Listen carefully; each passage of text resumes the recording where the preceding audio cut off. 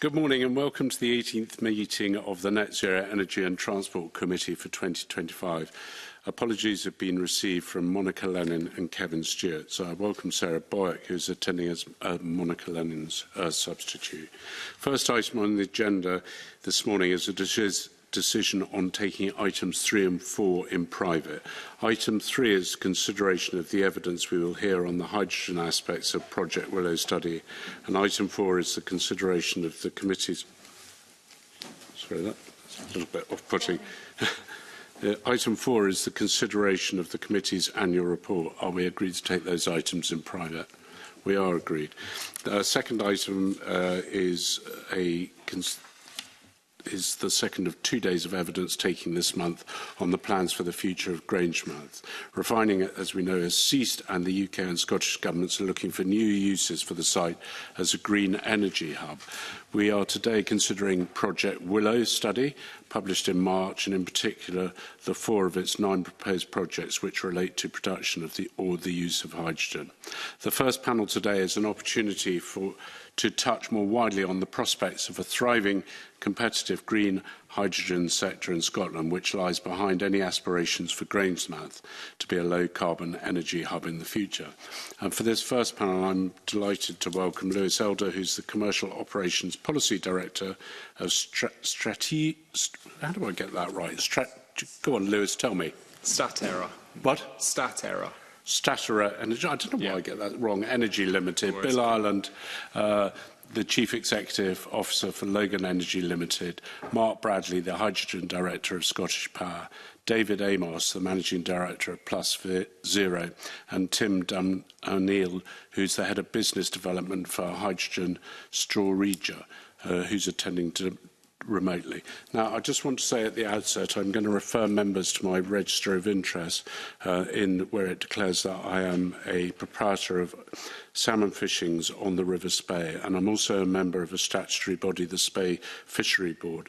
The Spey Fishery Board has recently considered a planning application for a hydrogen plant at Mary Park, which has been submitted by Storageia.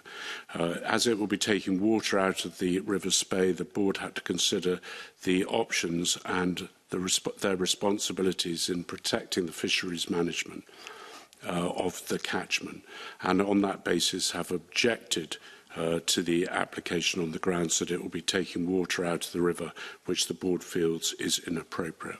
So I hope that's a full declaration, and I'm going to go straight then to the first questions. And the first question is always the easy one, I like to think anyway, to see how things work as far as the panel is concerned, and you'll each get a chance to answer it. And I'll start with you, Bill, so I'm giving you plenty of warning. It's coming to you. Project Willow doesn't advocate the use of green or blue hydrogen, and the UK government and Scottish governments have said that needs a twin-track approach to it. Do you think this is correct, or do you think more attention should be paid to green or blue hydrogen? Bill? It's an interesting one. I think ideally green. Scotland has masses of wind resource and some solar. We are going to have problems with balancing the electricity supply, and the only way you can really do that is either with batteries, which are very expensive when you start looking at large scale, and hydrogen as the alternative for energy storage.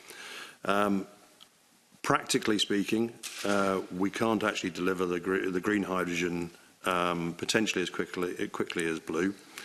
However, blue is still being developed as far as I'm aware. So I think it needs to be dual, but not on a short-sighted basis of what's the cheapest now.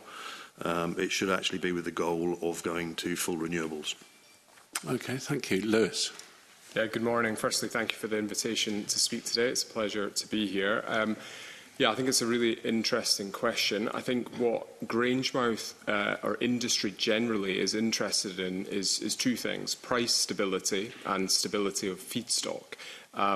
And I think for both of those, green offers the greatest long-term potential, because for so long as you are relying on blue hydrogen production, there's an intrinsic link to natural gas pricing, and that will leave industry vulnerable to the geopolitical events or price shocks that we've seen in recent years.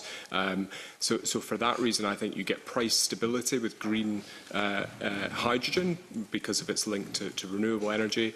I think on volume stability, to give industry the certainty it's going to have the volumes of hydrogen that it needs.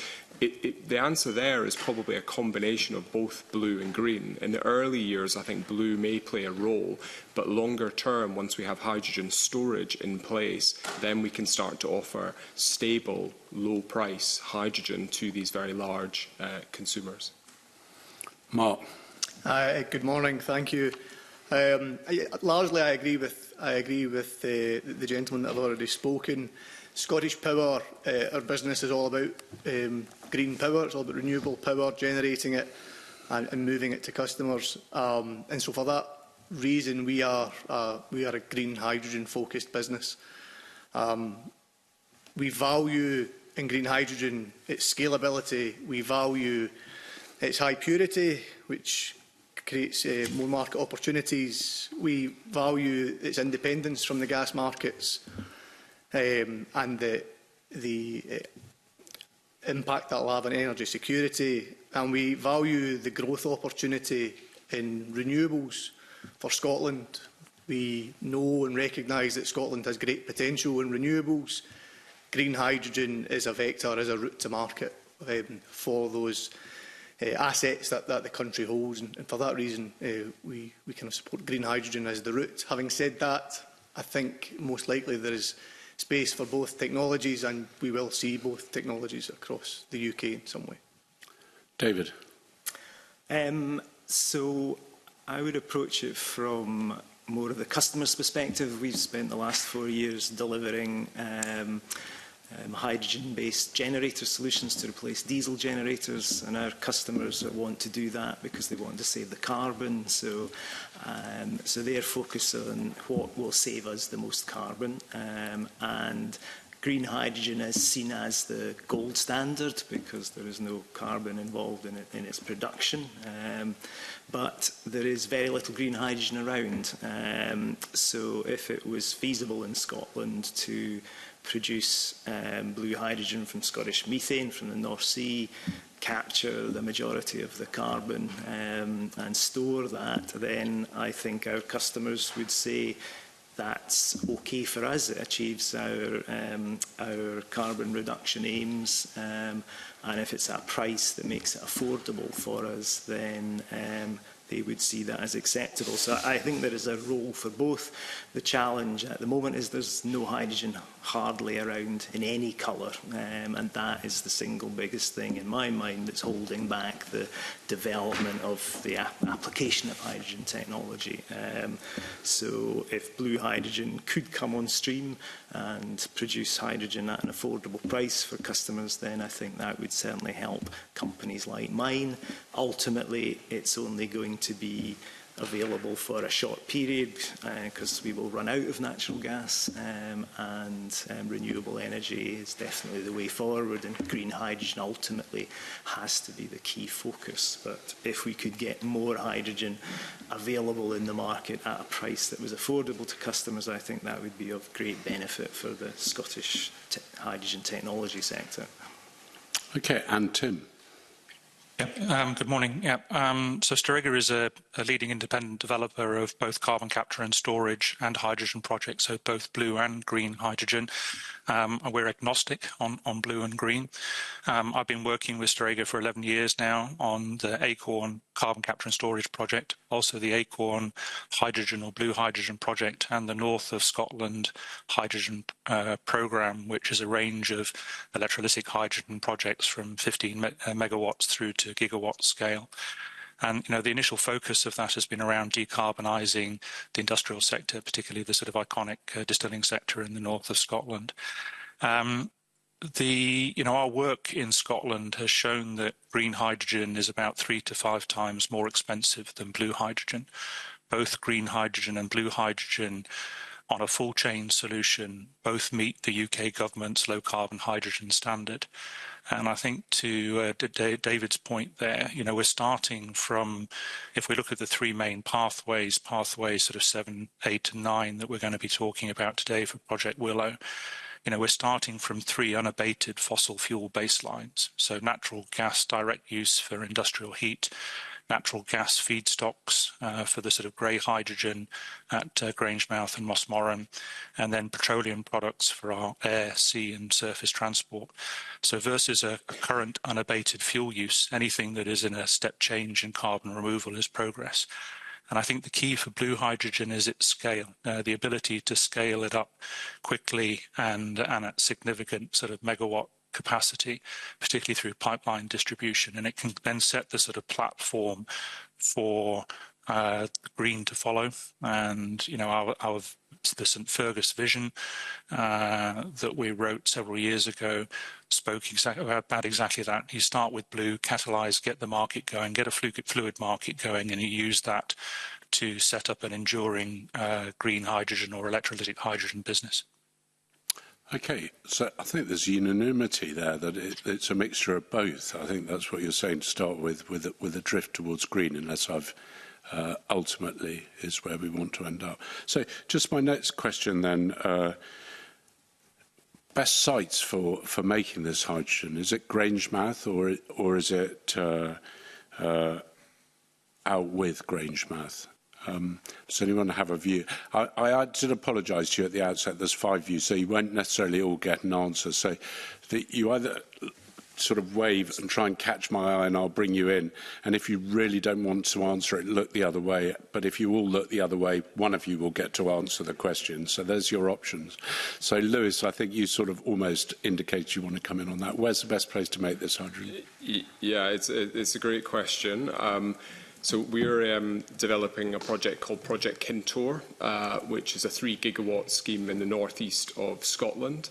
The advantage to building there is that you locate the green hydrogen facility closer to the very abundant wind that we expect to come into the northeast of Scotland. So we get access to very low electricity prices, often curtailed wind or otherwise curtailed energy, which allows you to really drive down that cost of hydrogen overall. I think the other part we need to be conscious of is water. So we have access to the River Don to take our water source, but also skills in the context of the just transition. I think it would be wrong to focus all of our hydrogen production in one location in Scotland, but rather spread it.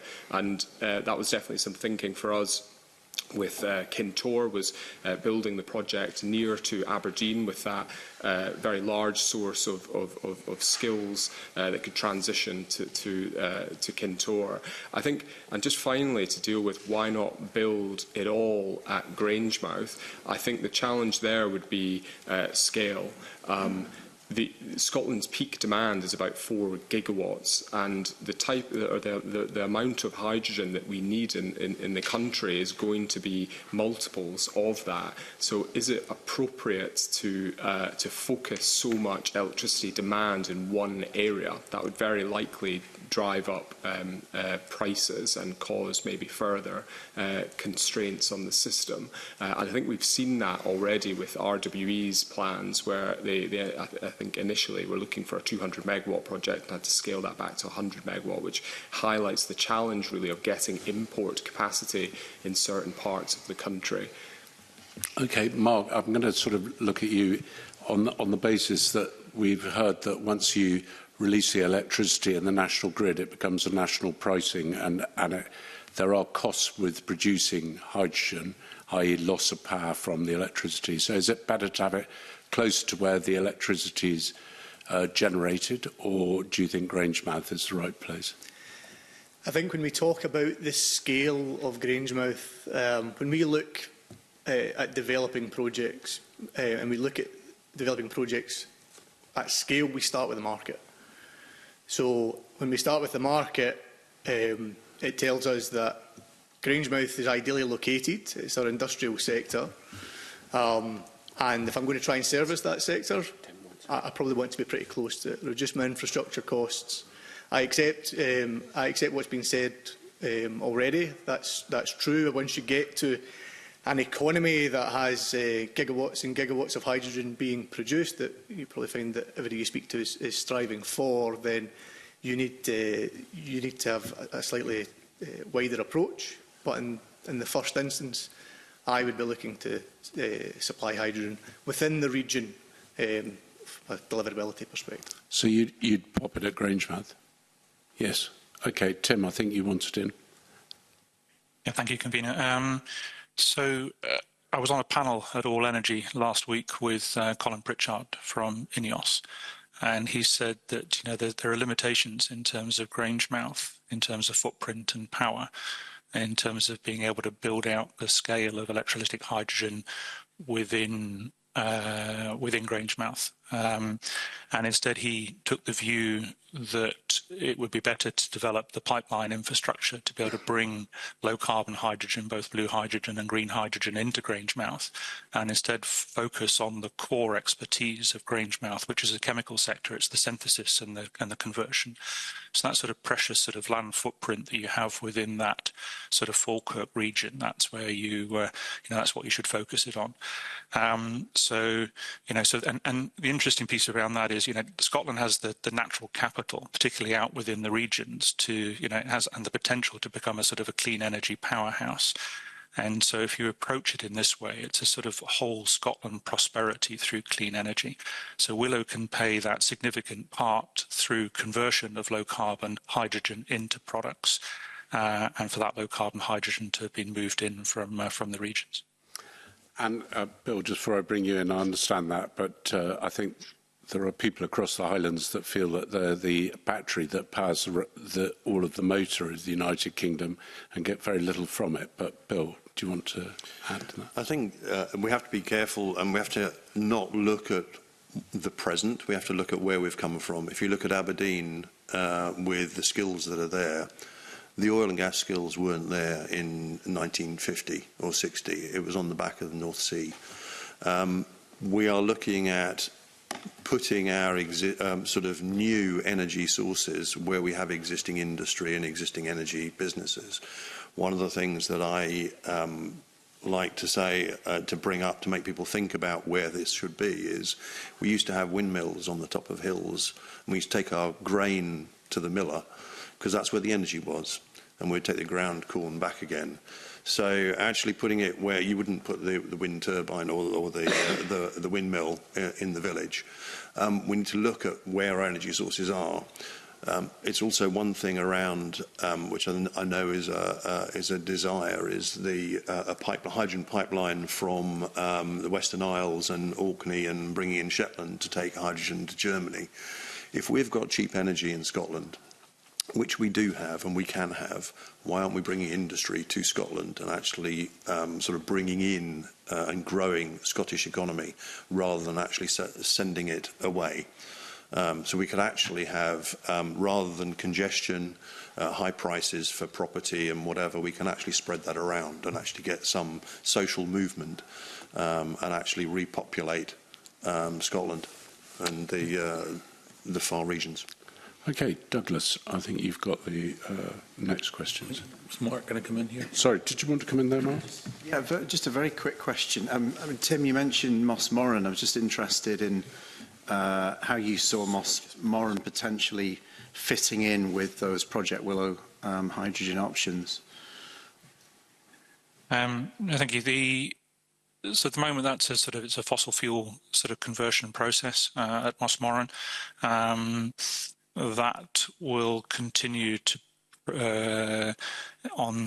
for as long as those sort of fossil fuel reserves are sort of flowing down from St Fergus through into that facility. Around that location, again, there's the sort of land footprint and potentially some of the grid footprint to be able to produce some of that electrolytic hydrogen to then be able to flow down into Grangemouth. in line with some of the sort of pipeline infrastructure that already exists within the region, if that makes sense. David, did you want to? Mark, you mentioned Moss Morton, and worth just bringing back my earlier point about there's not very much green or blue hydrogen around, which a number of us involved in the application space feel is holding the industry back. There is a huge amount of grey hydrogen produced at both Moss Morton and at Grangemouth, and while it doesn't offer the decarbonisation sort of opportunities that blue and green obviously do, it would provide a source of hydrogen to allow some of the technology developments and testing to go forward.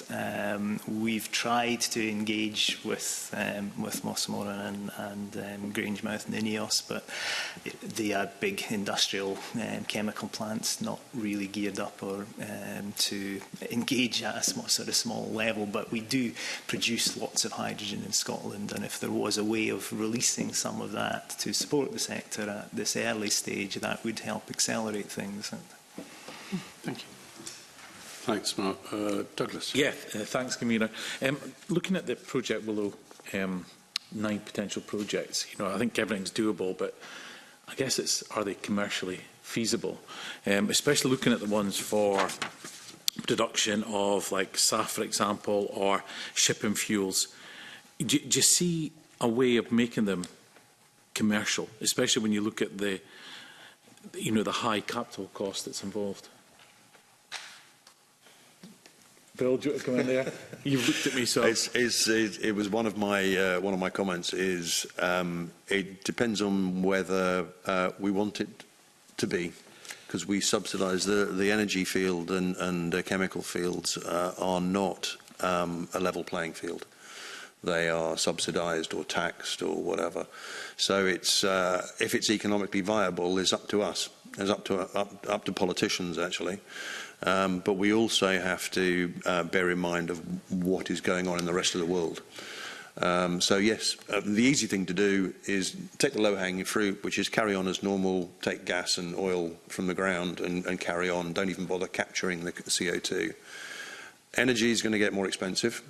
It's just naturally going to happen because we're actually trying to replace the easy bits. We've already done the easy stuff. It's a bit like when you're trying to energy save within buildings. Well, okay, you put automatic switch off lighting. You have all the easy bits, and then you get to the difficult bit of okay, right? Well, how do you re-insulate or insulate an old building? Those are the more difficult, more costly. And so, are these going to be economically viable? It depends on the taxes and the incentives. So the carrot and stick. So if we're doing more processes, then it's going to potentially be more expensive because there's more capital outlay and there's more operations. You reduce efficiency. So therefore, at the end of the day, it will potentially be more expensive. What you can do is, I think we've spoken about it already, is the electricity pricing, is actually break that up. And I think HAR2 has a very good map of the UK and the way some of the projects will be assessed from a point of view of alleviating the grid, because we can produce more electricity cheaply in Scotland, but we're constrained by the grid. So it's very much down. Electrolytic hydrogen, green hydrogen is very much down to the cost of electricity. That's probably 80 to 90% of the cost of producing hydrogen is the electricity cost. So if you take that off the grid, most of the projects we're dealing with are behind the meter. So they're straight from the renewable source to producing hydrogen. They don't go onto the grid because the grid prevents us from producing economic hydrogen at the moment. And that's something that needs to be brought down, and that will help with all of these processes. So, just from my mind, when it comes off the grid, does that mean there's no CFDs or anything, or? No, it's basically you're producing your own electricity, and you're putting it straight into your plant. You don't go on to the grid. So as soon as you go onto the grid, you then get into charges for grid capacity, but also transmission charges, and that's just it's a binary thing to start with, and then it depends on how far you're transmitting it. But there's also restrictions on the grid as well. So I think a lot of things like Whiteley's will be straight onto the electrolysers. It won't go onto the grid. Those sort of projects that are being proposed at a large scale are not going onto the grid. Okay. Lewis, did you want to come in there? Yeah. Just to clarify, as a developer of Europe's largest electrolyser, our approach to that is slightly different. We think that if you put all the renewable energy from a project directly into an electrolyser, you're kind of siphoning that renewable energy away from other sources of demand. The first point with decarbonising our energy system is to electrify as far as possible. So if you are co-locating, then to give an example, you might be taking renewable energy from that wind farm during a very cold winter peak, where that electricity would be better directed towards households. So that is a bit of a result of the design of the business model at the moment, which we think is a major issue, and actually not bringing forward projects of scale that can operate dynamically at very low costs. The other point, if I may, just to go back to your first question. So we're members of the GFIB, the Grangemouth Future Industries Board. I should say recent members, so we've only been to one session so far, so it's still getting up to speed on some of the details. But I think the elephant in the room with Grangemouth is the volumes of hydrogen that's required to fulfil the four areas: HEFA, fuel switching, e-ammonia and e-methanol. And to just touch on each of those, I think, so the report talks about CapEx and jobs, and we've then from those numbers had to kind of back calculate what we think the hydrogen requirements would be. So these may not be totally accurate, but for HEFA we think there's about 100,000 tonnes per annum of hydrogen required. For fuel switching, about 50,000 tonnes. For e-methanol, 500,000 tonnes a year, and for e-ammonia, 500,000 tonnes. So in total, you're looking at about 1 million tonnes of hydrogen per year to meet those objectives. Now, that requires 7 gigawatts of electrolysis running baseload. Of course, electrolysis runs when the wind blows, so it'll actually run maybe half of the year. So you're talking then maybe 14 to maybe even more, 20 gigawatts of electrolysis to fulfil the Willow interest. From our perspective, that cannot be achieved, and most of the ambitions that we talk about with hydrogen, be it exporting hydrogen or decarbonising the power system or decarbonising industry, none of that can be achieved without a large-scale network that links up very large projects that are producing hydrogen with these major sources of demand. Tim wants to come in, and I think probably just fair to say that when you're talking about when there's too much electricity and it can't be generated, it's when people see constraint payments being paid to people with wind farms, which they find particularly difficult to stomach, where it could be perhaps diverted into not massive battery storage sites, but hydrogen or whatever it is that you want. Sorry, Tim, do you want to come in? Thanks, Convener. I think just going back to a couple of points there from Lewis in terms of, the majority of hydrogen end use cases are continuous, including the sort of feedstock for the sort of chemical synthesis sort of processes. And the exception is the sort of dispatchable hydrogen to power. And the main point that Lewis was making, and I think yourself just there, the Convener, is around that sort of whole energy system approach where that core hydrogen network, both for transport and in particular for storage of hydrogen, is required to provide that sort of security of supply and resilience going forward. And what we're caught in is this sort of, it's the LNG energy trilemma. This tension point between decarbonising, so reduction of CO2 emissions, between the affordability of energy and between security of supply. And so rolling on from the latter, the security of supply, it's then in terms of it's around domestic resilience. So at the moment, the UK doesn't have any ammonia manufacturing. The last 2 plants closed down when the last natural gas spike happened. So we currently import all of our ammonia and our fertiliser.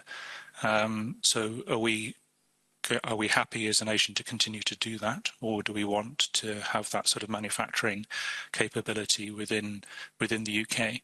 If we do, then it goes back to my earlier point around the sort of current, based on current gas and power prices, and back to the question around the economics and the cost of this. That green hydrogen is 3 to 5 times more expensive than blue hydrogen. They're both low carbon hydrogen. They both meet that low carbon hydrogen standard. If we're to then create that perpetual, enduring hydrogen and hydrogen derivative outcome, then we need to reduce that multiplier, and we need to make the cost of power, the levelized cost of power in the UK, notably lower, and therefore, to Bill's point earlier on, when the majority of the levelized cost of hydrogen and hydrogen derivative is the cost of power, that will then flow through.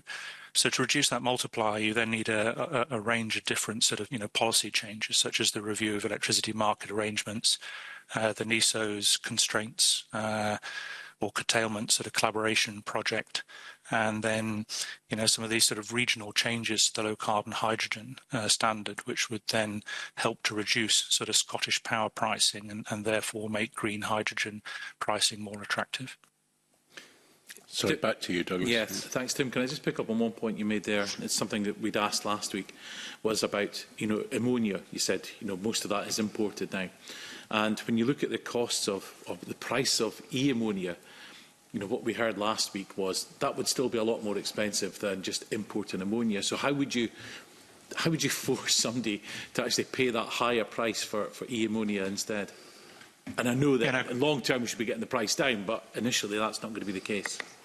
I think this is the conundrum that we're caught in. It's why these debates are really important, because if we go back to 2020, just before, the early 2021 is when, Scotland was a leading government in terms of declaring a climate emergency, the first in the world, and we were the first to put in the sort of legislation for a net zero for 2045.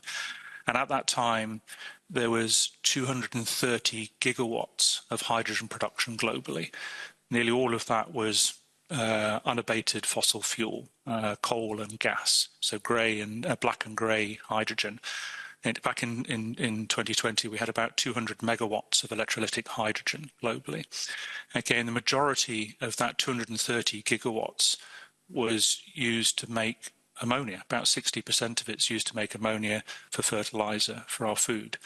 So what it is then is it's a global commodity. It's traded by shiploads, and so it's very price sensitive. And so, when we look at delivered power price in the UK being in the range of circa sort of 80 through to 120 pounds per megawatt versus 30 to 40 pounds per megawatt solar and 40 to 80 pounds per megawatt wind across 10 jurisdictions. These are from a Fraunhofer Institute report that was published in September 23 on Power to X pathways, and it was done for the Germans' H2 Global programme. So, that 30 to 40 pound per megawatt solar and 40 to 80 pounds per megawatt wind, that blended it's about half of our current cost of power. And we're now seeing sort of £10 per megawatt solar being deployed in the Middle East. So it's going to be really challenging in order to remain competitive in terms of these sort of global commodity markets.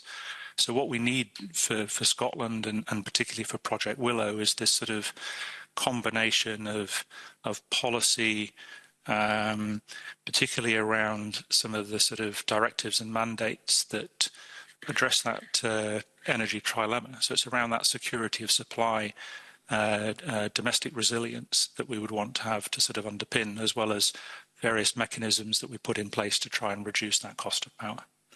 But when we look at cost of power, if we look at floating offshore wind, for example, that's up, I think it's about £155 per megawatt hour. So how are we ever going to be price competitive when the cost of floating offshore wind that we're probably going to have an abundance of is still so high? No, sure. So, this again comes to what are Scotland's unique selling points. So I passionately believe that Scotland can be a clean energy powerhouse. We have some of the best wind resources in the world. And if we look at our amount of sort of seabed and the capacity factor of that offshore wind, We've got access to biogenic CO2 via the Acorn sort of gathering network. We've got the ability to be able to pipeline hydrogen from the regions into central processing areas, not just for Grangemouth, but down the sort of east coast into sort of Teesside and Humberside. So it's the key, the way I look at this, and I've spoken about this before, is if you had 10 billion pounds to invest into offshore wind, you're a global wind developer, where would you go and invest that 10 billion pounds? You'd go to where you had the best wind reserves. Okay, you deploy that capital and you build whatever size of wind farm it is. And based on the capital that you've deployed and the cost of that capital, the cost of the electricity at the end of that array cable should be the same in Scotland if it's a 50% wind capacity factor with a set seabed as it is in, say, Newfoundland with that same seabed and capacity factor. So we have the ability, it's within our reach to be able to get competitive power at the end of the array cable. It's how the electricity market is structured after that that makes it challenging. So one of the things that we've been lobbying, so Lewis mentioned in terms of Statera's sort of Kintore hydrogen project within Storegga, we've been working on a similar concept in terms of Highlander.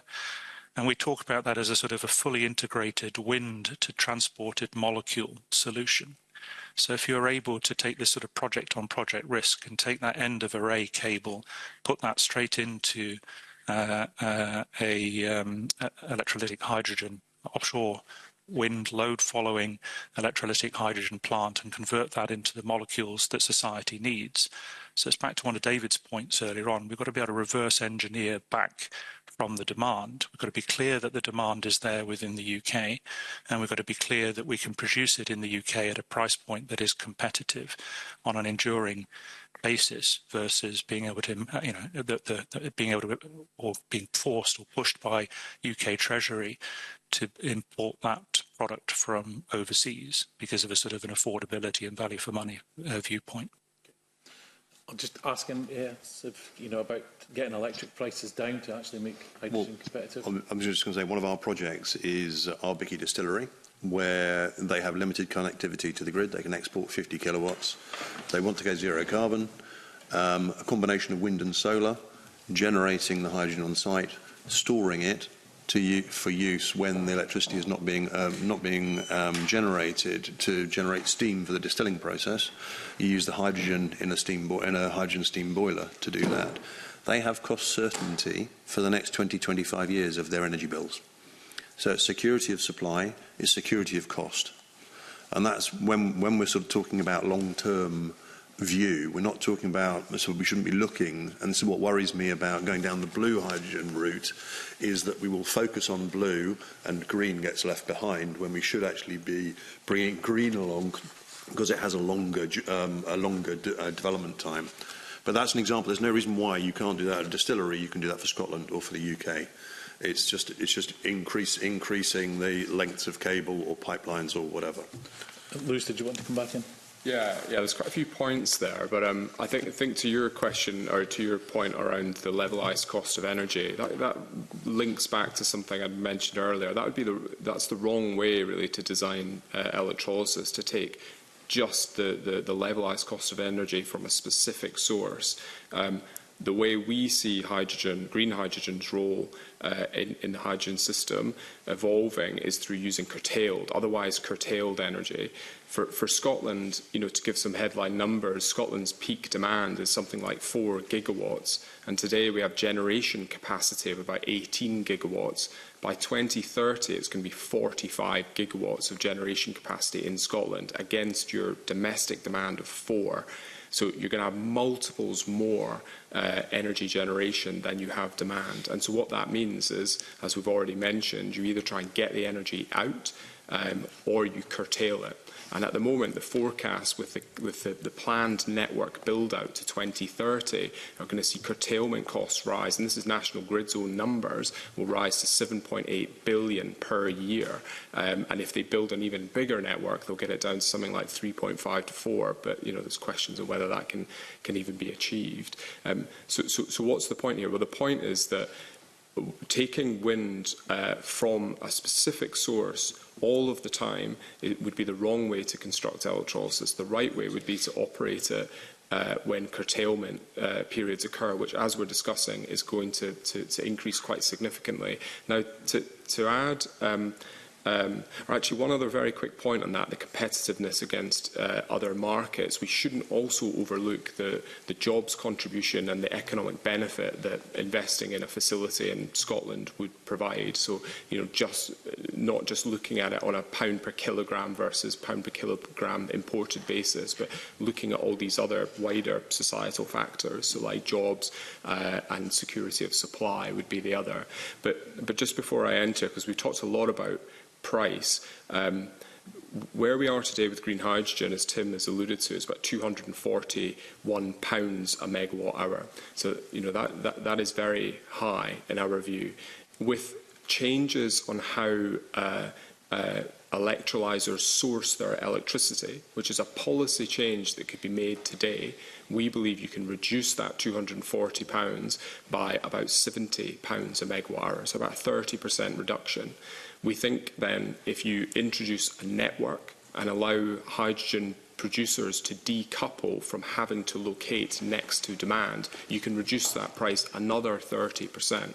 So with two policy decisions, you can get your hydrogen price today to around about £100 a megawatt hour. And with further enhancements in scale and backing projects that are very large, that can get down even further to £60 to £70 a megawatt hour. So you can see this pathway to delivering very competitive, low-cost hydrogen, which, going back to Tim's point earlier, would make green hydrogen competitive with blue. You can see that pathway, and two major blockers for us at the moment are policy decisions that could be changed by government. Okay. Mark, did you have a follow-up on this, or I wasn't sure if you had a follow-up? No. Sorry. Sarah, over to you with your question. Thanks very much. I want to focus on the issue about hydrogen support from UK and Scottish governments. When you look through the different options, it's almost complicated because there's actually quite a lot.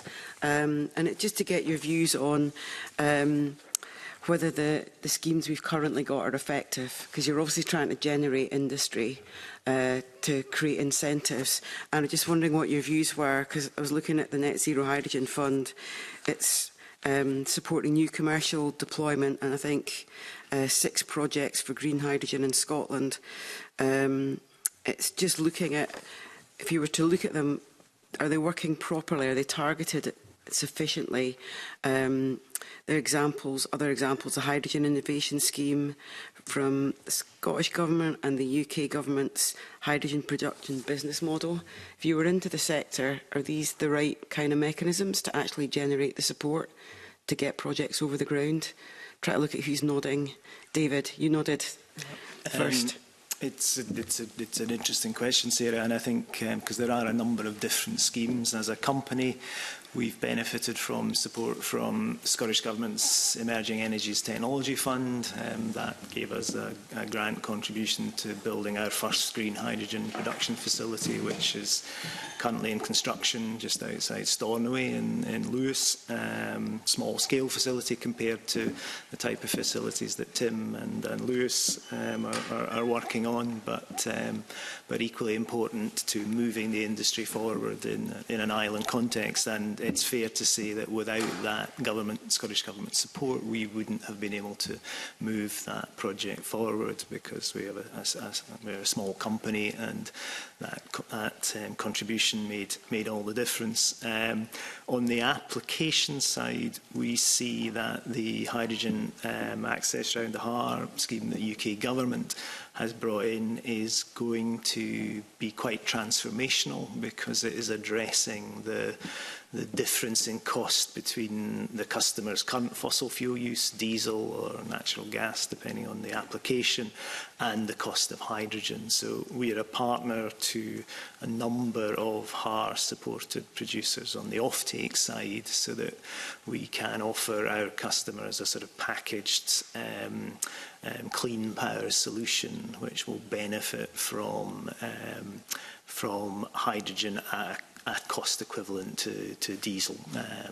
And that removes that very high cost barrier, because at the moment our customers are having to pay anything from 4 to 8 times more for a hydrogen-based solution than a diesel-based solution. So that UK government subsidy scheme will be quite transformational to moving the sector forward and being able to offer customers a solution that doesn't cost them any more. So they save the carbon, but it doesn't cost them anything additional. And that type of long-term government support, I think, is critical to moving a new industry like the hydrogen sector forward. So I think the schemes the government have got in place have been helpful and will continue to be helpful. Whether more could be done, there's always more could be done, but those 2 examples that I've just given, I think,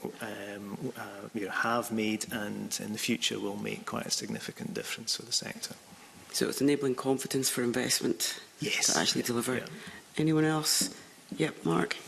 Yeah, I would largely agree. I think there are 2 different types of funding out there. Generally, there's development funding, and there is long-term revenue support. And there are a number of routes for development funding that, as a business, we've taken use of one particular opportunity through Westminster Government and one through Scottish Government. Both have worked well, and they have enabled us to develop opportunities without having to commit to building something that is still to be understood, and that's been positive. I would say that the Scottish Government funds particularly have been agile and relatively quickly deployed once the scheme is in place. On the revenue support side, I would say that it is a very significant scheme that the government have in place through the hydrogen allocation rounds, awarding low carbon hydrogen agreements. 15 years of revenue support certainly is very positive when you're trying to get projects to market. I would suggest that going forward, to date, those really haven't been market specific. So they have been open to all markets of consumers of hydrogen. I think that's been the right thing to do in the early rounds.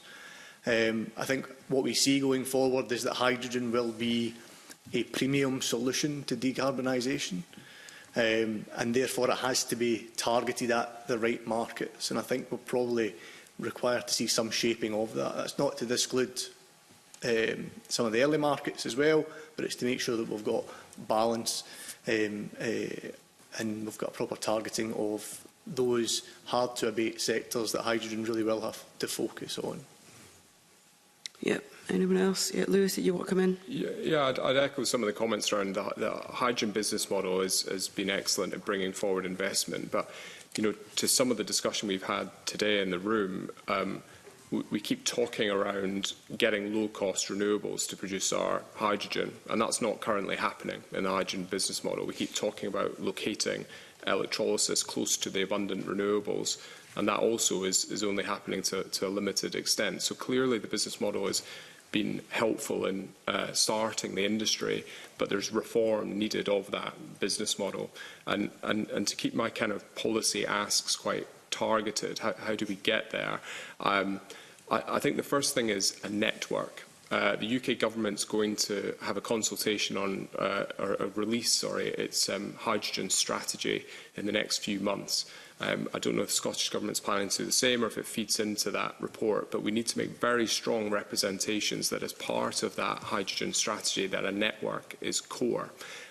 Linked to that, we need to get production going at scale, and the way to do that is to blend hydrogen into the existing natural gas system. That immediately begins to resolve the challenge of constraints in Scotland. It would immediately alleviate the pressure to build more pylons because we're taking some of that excess energy, converting it to another vector and moving it through the gas pipeline. And it also will begin to scale production. So we'll start to see some of these benefits that I've been describing, reductions in the strike price coming through. So supporting networks and blending. And blending, I should say that the UK government is going to consult on blending hydrogen into the natural gas transmission system imminently in the next couple of weeks. So similarly, we think very strong representations need to be made that blending should be an eligible route for these projects to begin their operations, to ensure that now becomes a focus for the business model going forward. And will that require investment in the existing gas network, given the nature of hydrogen? So there's kind of 3 steps to that process. The first is a government policy decision on whether it's appropriate to blend into the existing natural gas infrastructure. So that is the first point that we need to get a green light on. The next point is then the HSE and National Gas, who have been running various trials like Future Grid to test whether their systems can accommodate hydrogen. They will then hopefully approve and sign off on the safety case. And then the third step is the market arrangements. So obviously, if we wanted to blend at Kintor, there might be another participant nearby. We need to make sure that both have appropriate access rights to that network. So there's kind of 3 steps in the chain, but the most important first one is that green light from government to say this is the right thing to do, and this will unlock hydrogen production potential in Scotland. Okay, and you want to come in, Bill? Yeah, sure. Just on I think there are 2 scales that we need to look at. One is sort of industrial scale of support, which is what the HAR programmes are basically supporting. I think the minimum size on HAR1 was 7 megawatts. That's a relatively large amount for a farmer or a group of farmers, whatever, to pull together. It's very much aimed on industrial support for regional development. It's a bit like coming back to sort of the milk aggregating. You go around, pick up a few gallons or a churn of milk from various farmers, pull it all together, and you take it back to the processing plant. A similar sort of thing. You're actually going to aggregate some of this. Some of it is through pipelines. But I think, coming to your point on the support so far, we've had support from UK government, Scottish government, and it's been very much appreciated. Without it, we wouldn't be here. So it is working. Could it work better? Of course it can. Everything can do. But I think it also needs to look at where we are supporting it, and actually it needs to be across all scales of hydrogen production. Okay, that's very useful. And just before we go on, I think Tim wants to come in. And Tim, you missed my pep talk before the committee started, saying that as there were 5 people, it wasn't always possible to get everyone in on every single answer. So I'm just conscious that we're nearly an hour into this session, and we're not even halfway through the questions. So on the basis, I'll let you in, but could I just ask all of you just to be careful in using the time, because I don't want anyone to go away from here feeling at the end of the day they haven't had a chance to say their bit, because I will have then failed. So Tim, and then back to you, Sarah. Thanks, Convener. I'll keep this short. There's a strong collaboration and more coordination between the Scottish and UK government around some key aspects of the sort of policy, and in particular this sort of whole energy system approach. So we're having the National Strategic Energy Plan that'll cascade down into the regional energy spatial plans, and then that'll cascade down into the local energy spatial plans. So it's trying to have a sort of a roadmap and a blueprint for net zero 2050 UK, net zero 2045 Scotland, and to be able to reverse engineer back to that. So for one of Mark's points earlier on, in terms of we need to understand what those right use cases of hydrogen are going to be in 2045 and in 2050. We need to get that mapped out as soon as we possibly can, and then to be able to reverse engineer back from that, and therefore have the funding support mechanisms today to help catalyse the growth towards those eventual outcomes.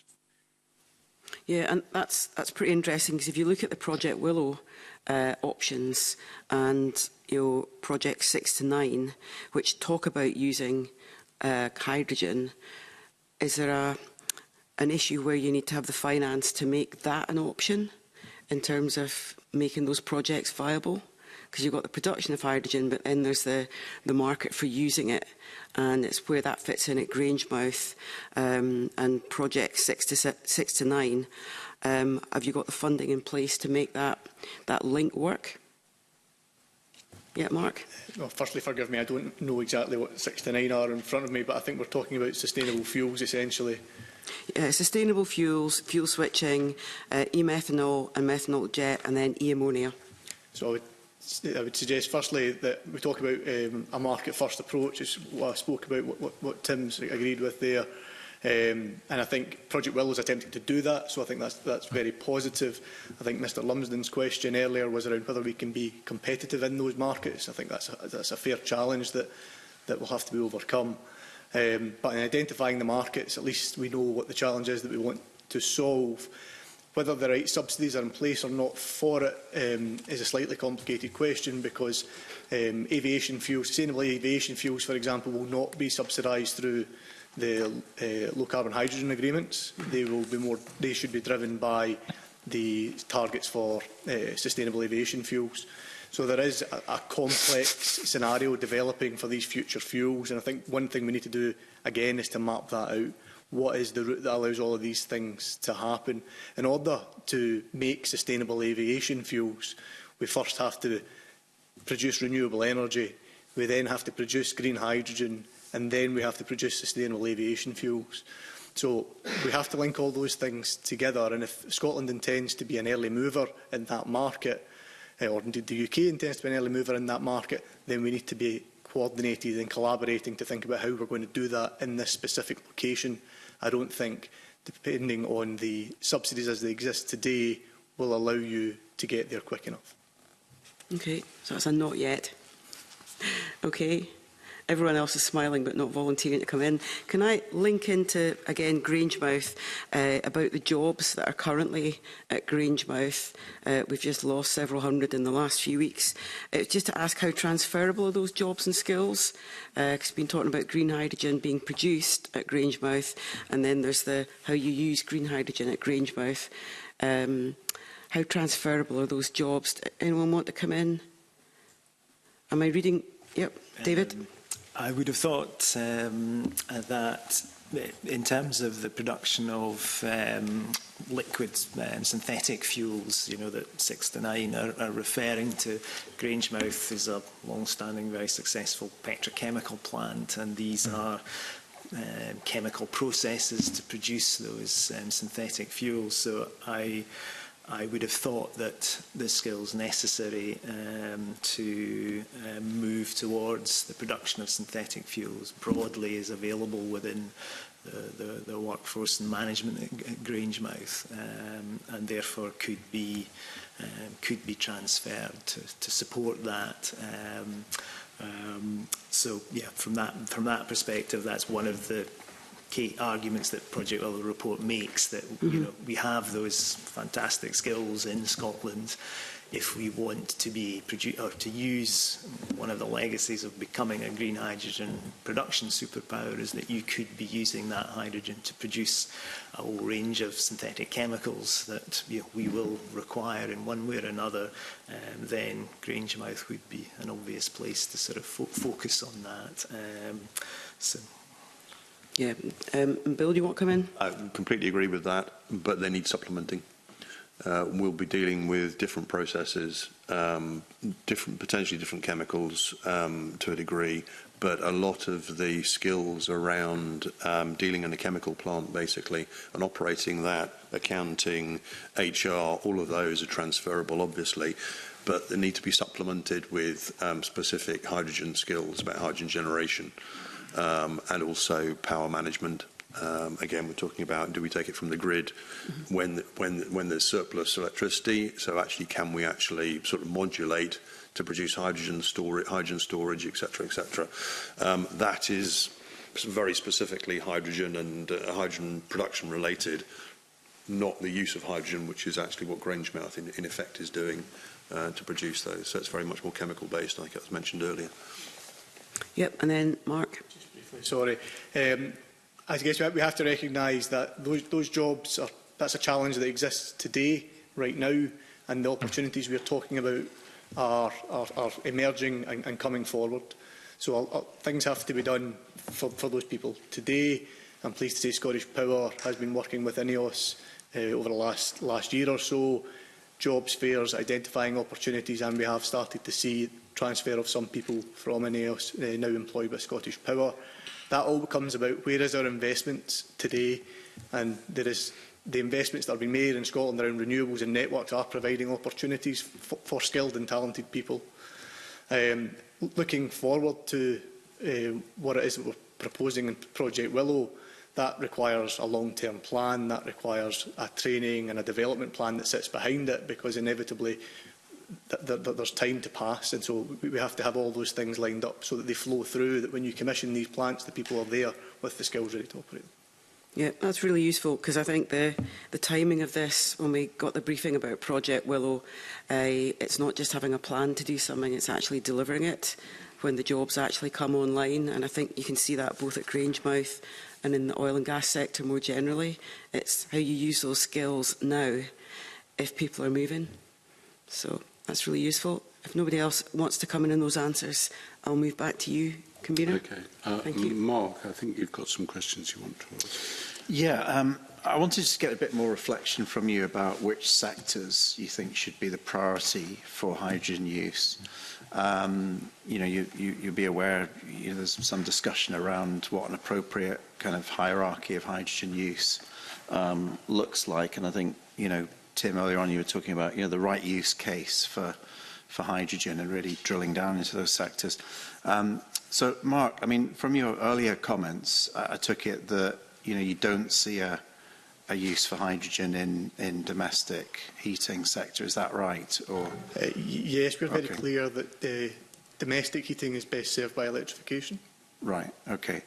So, which sectors do you think should be prioritised for hydrogen use? So, I mean, I think I alluded to it in a previous answer that we see hydrogen as a premium solution to decarbonisation.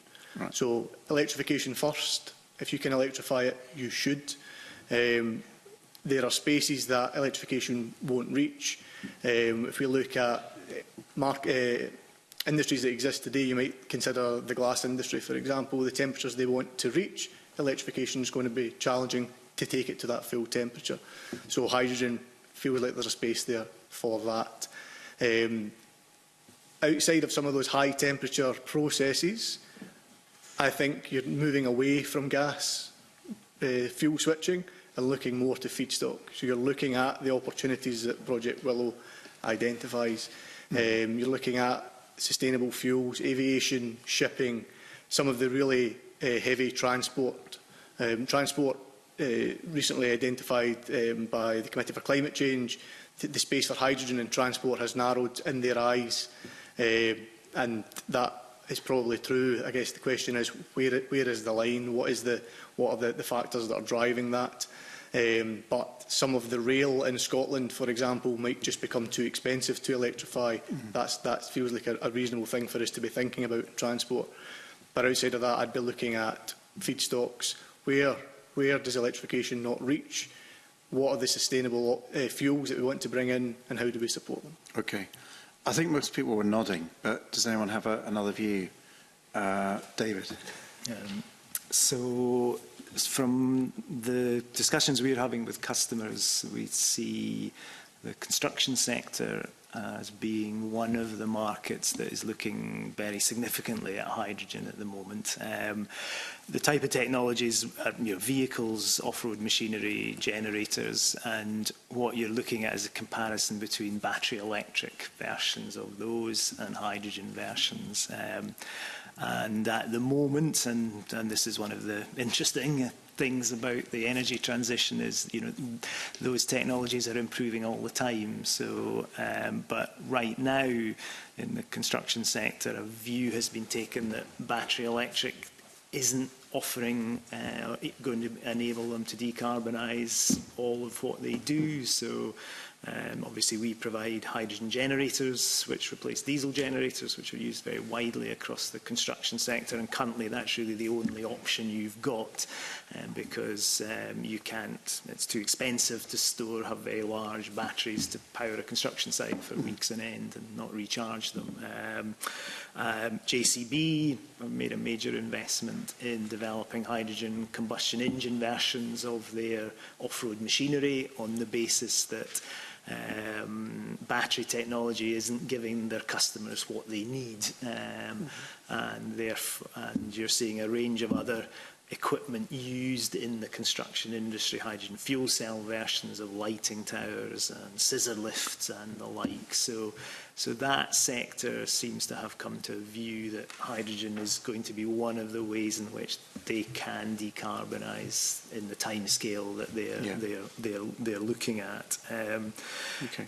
Heavy transport as well. I think mining industry, and we've been talking to the forestry industry recently, are seeing that battery electric at the moment isn't going to provide a route forward, and are looking at hydrogen both on a fuel cell and a combustion engine basis. So though there are sectors there, I agree that electrification for heating, domestic heating and the like is the right way forward, but with a caveat that there's no one right solution. So at last week's session, I think it was Professor John Anderson mentioned combined heat and power, which is being used in Denmark and other Scandinavian countries. So one of the criticisms of hydrogen is the efficiency. So if you convert hydrogen back into electricity or heat, you're only you're only getting a certain amount back out again. But if you look at a combined heat and power system, say, that is using a hydrogen combustion engine as the source, then it will be producing electricity at round about 35 to 40% efficiency, but you can capture all the heat from the hydrogen combustion engine, from exhaust, from the coolant, much more effectively and efficiently than with a fossil fuel engine, because the exhaust from a hydrogen engine is primarily superheated steam. It's quite benign. Yeah. It's quite safe. I think he was talking about, in particular, CHP systems that were set up on the back of existing industrial sites, I think, as well. So quite a niche kind of application of that. But you could see a scenario where you're using a hydrogen-based CHP, which would be highly efficient to provide a heating system for either district heating or larger buildings, as where you are, say, close to a hydrogen production facility. So I wouldn't rule that hydrogen entirely out as an efficient heating system for some scenarios. Yeah. Lewis? I agree. We very much align with the CCC's view on sectors. So echo Mark's comments on industry. But for us, the other key one is power. Statera is one of the market leaders in battery storage. We've got 900 megawatts delivered or under construction, including Europe's largest battery we're about to bring online just outside East London. So we deal a lot with energy storage. We also have a pump storage project that's under development in Scotland. But both those technologies, as fantastic as they are at moving energy intraday and across maybe days, and with pumped potentially across weeks, it cannot manage the seasonal storage requirement that is needed to give us the security of supply from a power perspective. So, we strongly feel that hydrogen production with storage and then generation is a way to balance that. And also, it's clearly electrolysis is able to absorb that excess wind and convert it into a resource that's then used at the other end when we have these Dunkelflauters, the days on end of no wind. So it's got a particular kind of elegance in the power system at balancing that energy. Yeah. I'm going to bring Tim in a second, but I was struck by something you said earlier, Lewis, that the potential demand for all of those Project Willow projects would be around 20 gigawatts of generation to then create the electrolysis, to do the electrolysis and then create the hydrogen. Does that not conflict then with what you said earlier on about blending hydrogen into the gas grid? Because if we've got, you know, the demand for a huge amount of power to produce this hydrogen, and we can't, you know, potentially we can't meet all of the projects that could be developed through Project Willow, why would we then want to put it into the gas grid? Surely we should be saying, okay, let's really focus in the hydrogen production into, you know, 2 or 3 applications coming out of Project Willow. Or are you making the case that actually blending into the gas grid is a way of kind of pump priming things? But if you are, then I'm worrying, well, how do you then get out of that to then use the hydrogen where you really want to put it, which might be a fertilizer factory or some other form of derivative manufacture, where you really don't have any alternatives but to use hydrogen because electric's not going to cut it? Yeah, no, does that make sense? Yeah, it does, absolutely. Yeah, it's a great question. I think the use of blending, in our view, is just as a stepping stone. If there was a dedicated network there today, that would be the right way to do this. But we're cognizant of the fact that repurposing parts of the gas network is going to take time. And a lot of the projects that Willow's talking about, particularly the ones of real scale, e-methanol, e-ammonia, they've got commercial operations dates of 2035, which does align with that kind of Project Union, you know, this dedicated hydrogen backbone. So the point really is that I guess the first point is we need to be very clear that that network is coming forward, that dedicated network, to keep investment confident that we're moving in the right direction. But as a stepping stone towards that, very targeted, strategically located, large-scale hydrogen production facilities should be allowed to blend into the natural gas system. As a stepping stone. It allows you to scale up production, and it allows the entire hydrogen economy to begin to get the confidence that there is going to be production at scale and at a certain cost, which, as I've said today, I think can get very, very competitive. That then gives us a clear pathway for industries at Grangemouth to come forward and say, okay, but if there's a dedicated pipe going to be there in 2035 and you can produce hydrogen at 60 to 70 pounds a megawatt hour, then yeah, we'll start investing in the facilities to turn that into ammonia or SAF. It just helps us on this journey. I suppose the concern, though, would be that we then just build in dependence on natural gas, which will be, you know, 90% of what flows through the pipes, 10% might be hydrogen. So I suppose the question is, how do you, if it is seen as a transition, how do you make sure that there is that transition rather than effectively locking in dependency? Yeah, so let's be clear, the natural gas will be flowing anyway. So the blended hydrogen going into that system will be decarbonising some offtakes. The point is really it doesn't target which offtake it's decarbonising. When hydrogen's a valuable resource, it really should do that. So in terms of how do we then move away from natural gas, that comes back to certainty on a dedicated network to give us the confidence that there will be a route away from natural gas as a fuel source. Mm-hmm. Okay, right, Tim? Yeah, thanks, Minister Ruskell.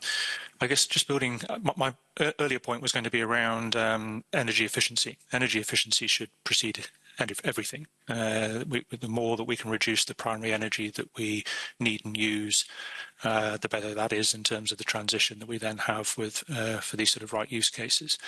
Just building on those last points. So 5 years ago, I was project managing Acorn Hydrogen.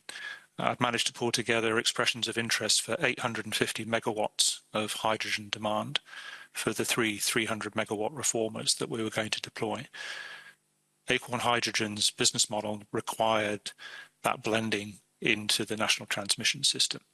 That project is currently sat on the shelf because despite all the 5 years of lobbying, we've not yet managed to move forward that interim blending position ahead of the permanent, enduring hydrogen core network that Lewis has spoken about there. The key to it is that what you want to do is you want to have that commercial contract. If you're blending in, you want the commercial contract to be with that enduring right use off-taker in the longer term. So this is what the approach that DESNZ have been taking in terms of a risk-taking intermediary within the low-carbon hydrogen agreements. So they need the developer to interact directly with the end user to ensure that full contract is sort of set up and is in place.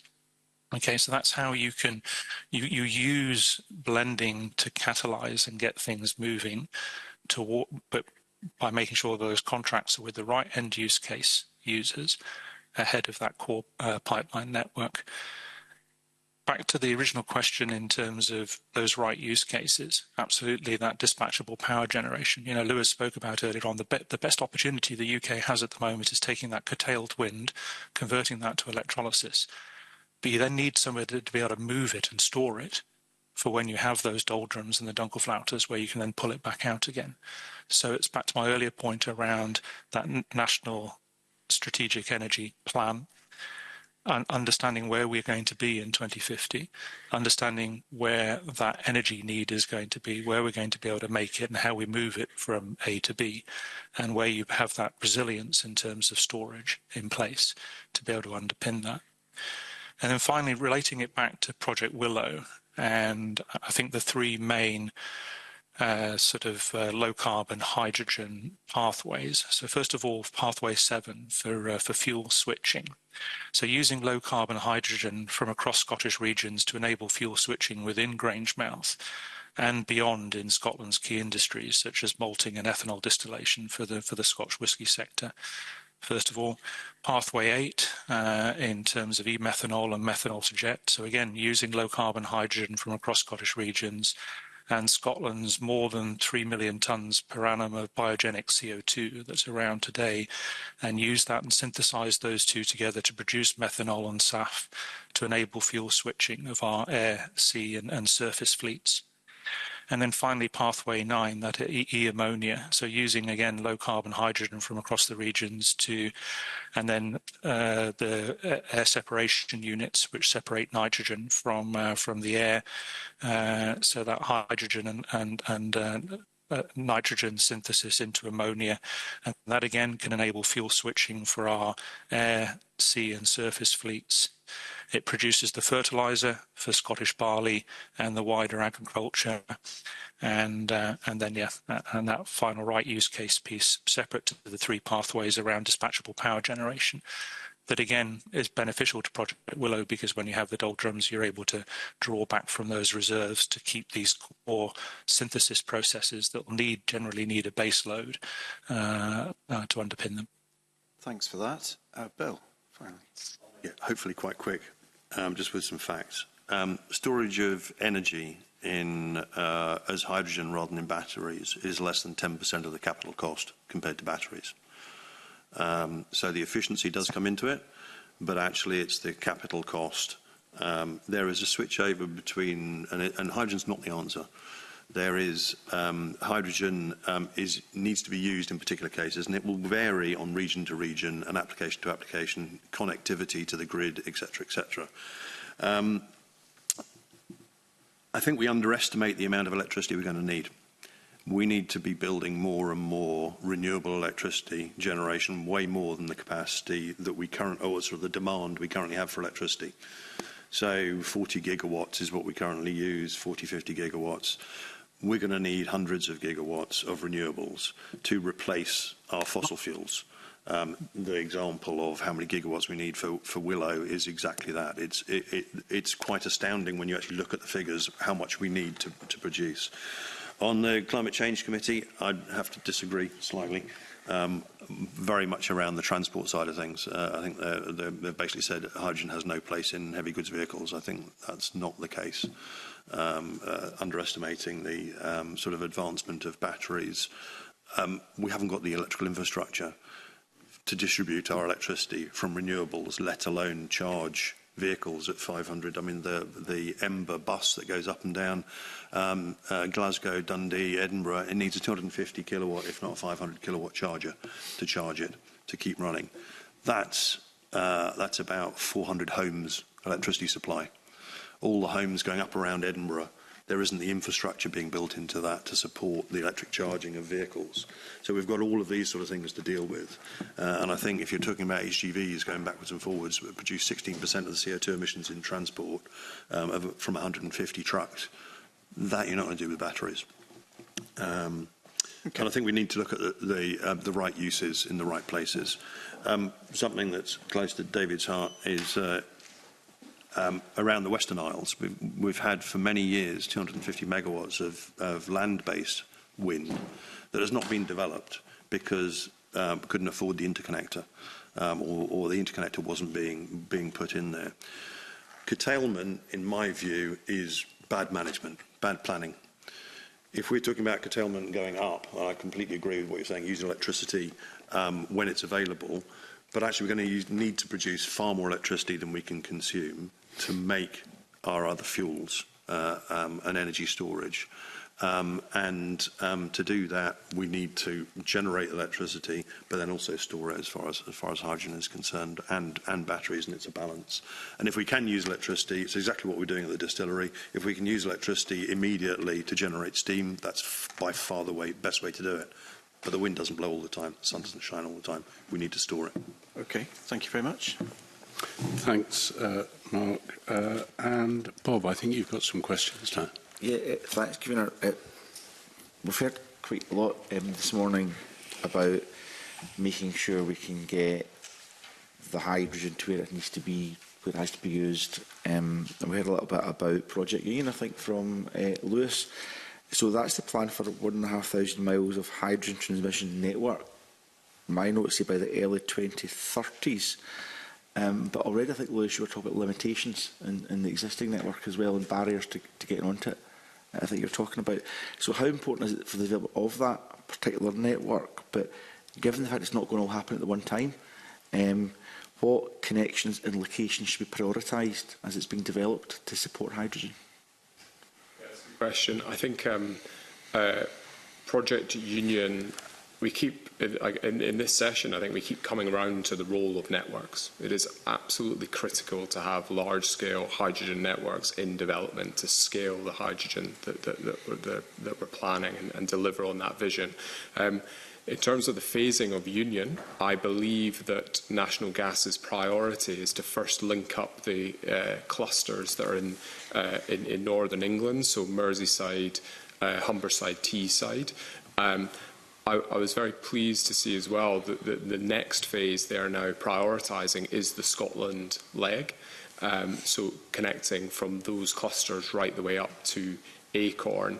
That from our perspective, is absolutely critical. I think the Scottish Government should do everything it can to place pressure on the timescales there, because Grangemouth and many businesses are going to be reliant on this. And as we've discussed, the constraint cost is only going to rise until this issue is addressed. So I think, Scottish Government definitely have quite a big role in driving forward that network and ensuring milestones and deliverables from National Gas on delivering that network are kept to. Okay, can I just ask a follow-up on that, Lewis? So you're talking about joining all this up in the network in areas, priority areas for developing, and some hopefully welcome news for the next stage. But is there anything that Project Union is not doing, let's forget the timescale and the phasing, the prioritisation, that it's not doing that it should be doing? I think its certainty on its delivery is what we're missing. It's somewhat from our perspective, from an industry perspective, we don't have certainty on that network coming forward. So giving industry, giving investors, and that's both investors in hydrogen production, but also investors in Grangemouth and the potential uses there, and so on and so forth, giving them the certainty that it is coming forward will really galvanise a lot of industry to move. At the moment, it's not clear if that network will come forward. That's where action is required. And as I've already mentioned, I think in the short term, allowing projects to begin to scale to help support that decision and make the case for a dedicated network easier through blending into the existing natural gas system is a way to start to kick-start the wider hydrogen economy. Okay, so, and Lewis, I don't want to put words into your mouth, and I'm going to bring Tim in a little second, but if I paraphrase part of what you said there about certainty, is the lack of certainty and clarity, is that impacting our investment just now? Yes, it is. Yeah. So there is not certainty on a dedicated network. So, from our perspective, how can we raise investment to bring forward a very large hydrogen production facility if you don't know where that hydrogen is going to go? So at the moment, it is a blocker, and the hydrogen business model as well precludes blending as the stepping stone that we've discussed for these projects. It precludes that from entry into the hydrogen subsidy regime. So that needs to be addressed as well. Okay, thank you. Tim, you'd mentioned your previous existence. You were involved with Acorn, and I think you mentioned some of these issues. Do you want to comment on anything you've heard so far? Just two things, Minister Doris. That last bit around confidence, investor confidence. So, the Storegga are an SME who originated in North East Scotland. We're now headquartered in London. But we're able, through the backing of a group of significant global infrastructure investors, to develop a leading portfolio of CCS projects, both within the UK in terms of Acorn and internationally, and then these hydrogen projects. But several of those projects are on hold at the moment because we're waiting for the right messages and the right signals to come through from UK government to be able to unlock that investment and bring those projects forward. I think the reason why I'd like to come in at this point, in terms of you asked the question around what is Project Union not doing. So actually there's one thing that they are doing which is really important, which is that harmonisation of standards on low carbon hydrogen between the UK and the EU, because we have existing interconnectors connecting the UK to the European gas networks. The EU is moving to a percentage blend, 5% blend of hydrogen imminently. And so there's this harmonisation, not just on blending percentages, but also the low carbon hydrogen standards. That's a bit of ongoing activity. But the main bit I was going to say that in terms of what is not doing is in terms of Project Union is focused on onshore and creating the onshore network between the industrial clusters.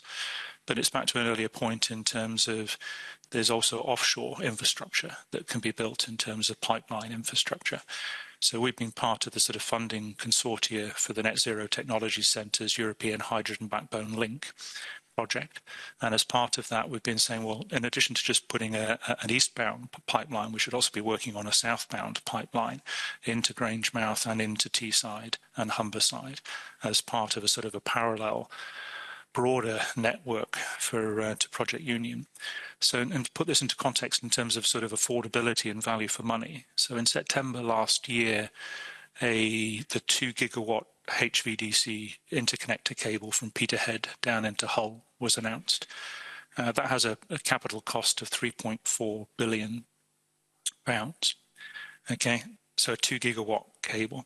So a 10 gigawatt gaseous hydrogen pipeline to Germany is 2.7 billion. That's what the NZTC Phase 1 project spoke about. So a shorter pipeline down to Teesside could say be 2 billion for a capital cost for that pipeline. 10 gigawatts of hydrogen is 14 gigawatts of load following offshore wind. So 14 gigawatts needs, if we were deploying that all as electrons, that's 7 cables. So we can spend 24 billion on moving 7 cables worth of energy in the form of electrons down to Teesside, or we could spend 2 billion on a pipeline. And it comes back to my point, and I've made it twice already through this committee, is that it's back to this blueprint for 2050. What is it that we need?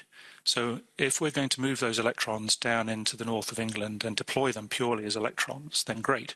But if what we're going to do is move those electrons down into the north of England and then convert them into hydrogen and hydrogen derivatives, then why do that down there? Why not do that up here in Scotland, in Grangemouth? Yeah, but also I think that we're not going to have enough footprint in and around Grangemouth to do all of that. So also then being able to move Scottish pipelined hydrogen down into Teesside to be able to produce those fuels and ammonia and fertiliser that we need, society will need in the future, would be a really neat outcome. Okay, I'm going to distance myself not to follow up in some of the real interesting points you made there, Tim, but I must move to my next question given the time constraints. The committee was wondering in relation to the different forms of hydrogen production. We've heard about green and blue hydrogen primarily, but not exclusively this morning. Does that affect how we plan for future transportation infrastructure? So does it matter the balance between green and blue when we invest in that infrastructure? I'm seeing no takers on that. Well, David Amos, I think, might want to come in. I mean, in terms of the technologies that use the hydrogen, it makes no difference whatsoever. But when you were referring to transport infrastructure, do you mean the infrastructure for moving the hydrogen around, or was it for the actual? Yeah. So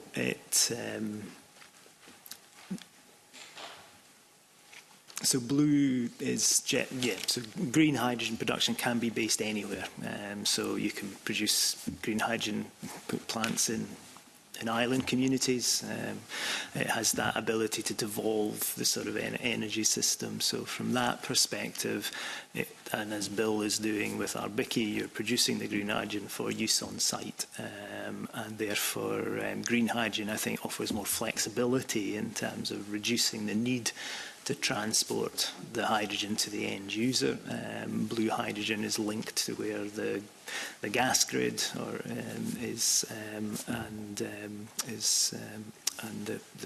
the reformers are based. So I would say green hydrogen offers more flexibility in terms of the location of the end uses. I think it depends on the scale of it. I think the location, if you're going down the blue hydrogen route, it's going to be produced where you have the natural gas and the storage. So it's actually the location of it. It's not the technology. It's actually where you're putting your generation. It's a bit like the electricity grid. We used to have a small number of large producers of electricity. You had a big backbone. I think there will be a mixture, very much industrially, of large-scale production, but there will also be distributed generation of hydrogen for local use, or sort of within a local catchment area. So there will be large and small scale.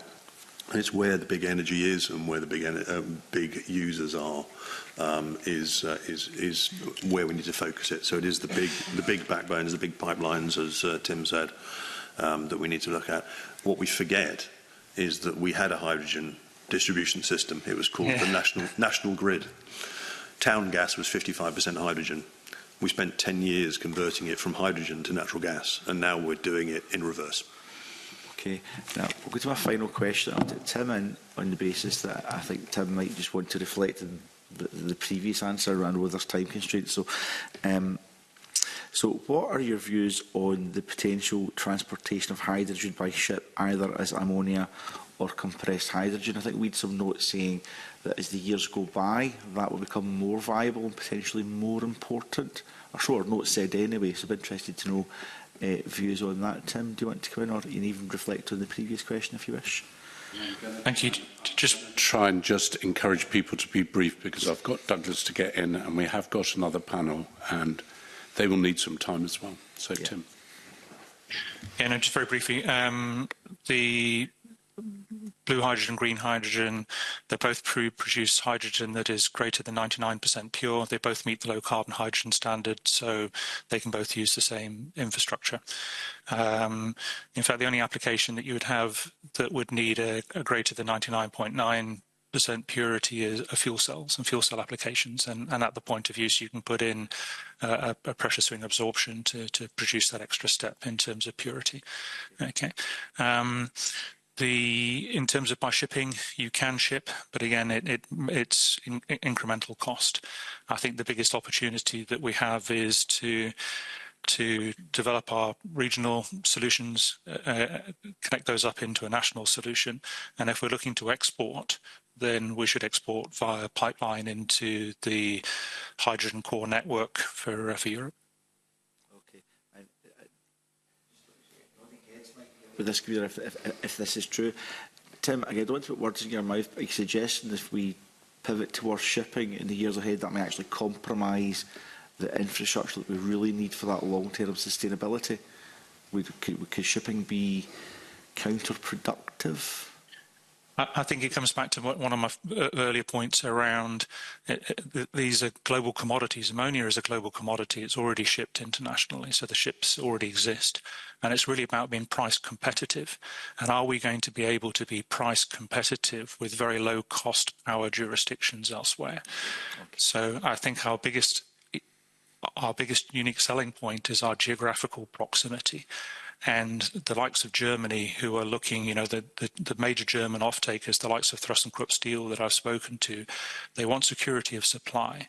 So they see pipelined hydrogen as offering them greater security of supply.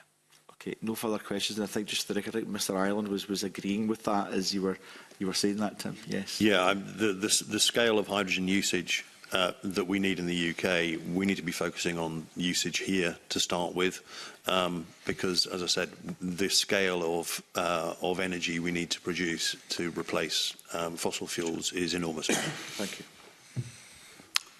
Douglas, I think you've got the final question, unless the Deputy Convener wants it. Yeah, we've heard about production only taking place during sort of curtailment. So I guess on the back of that, there is going to be quite a lot of storage required. So is there any storage? How easy is it?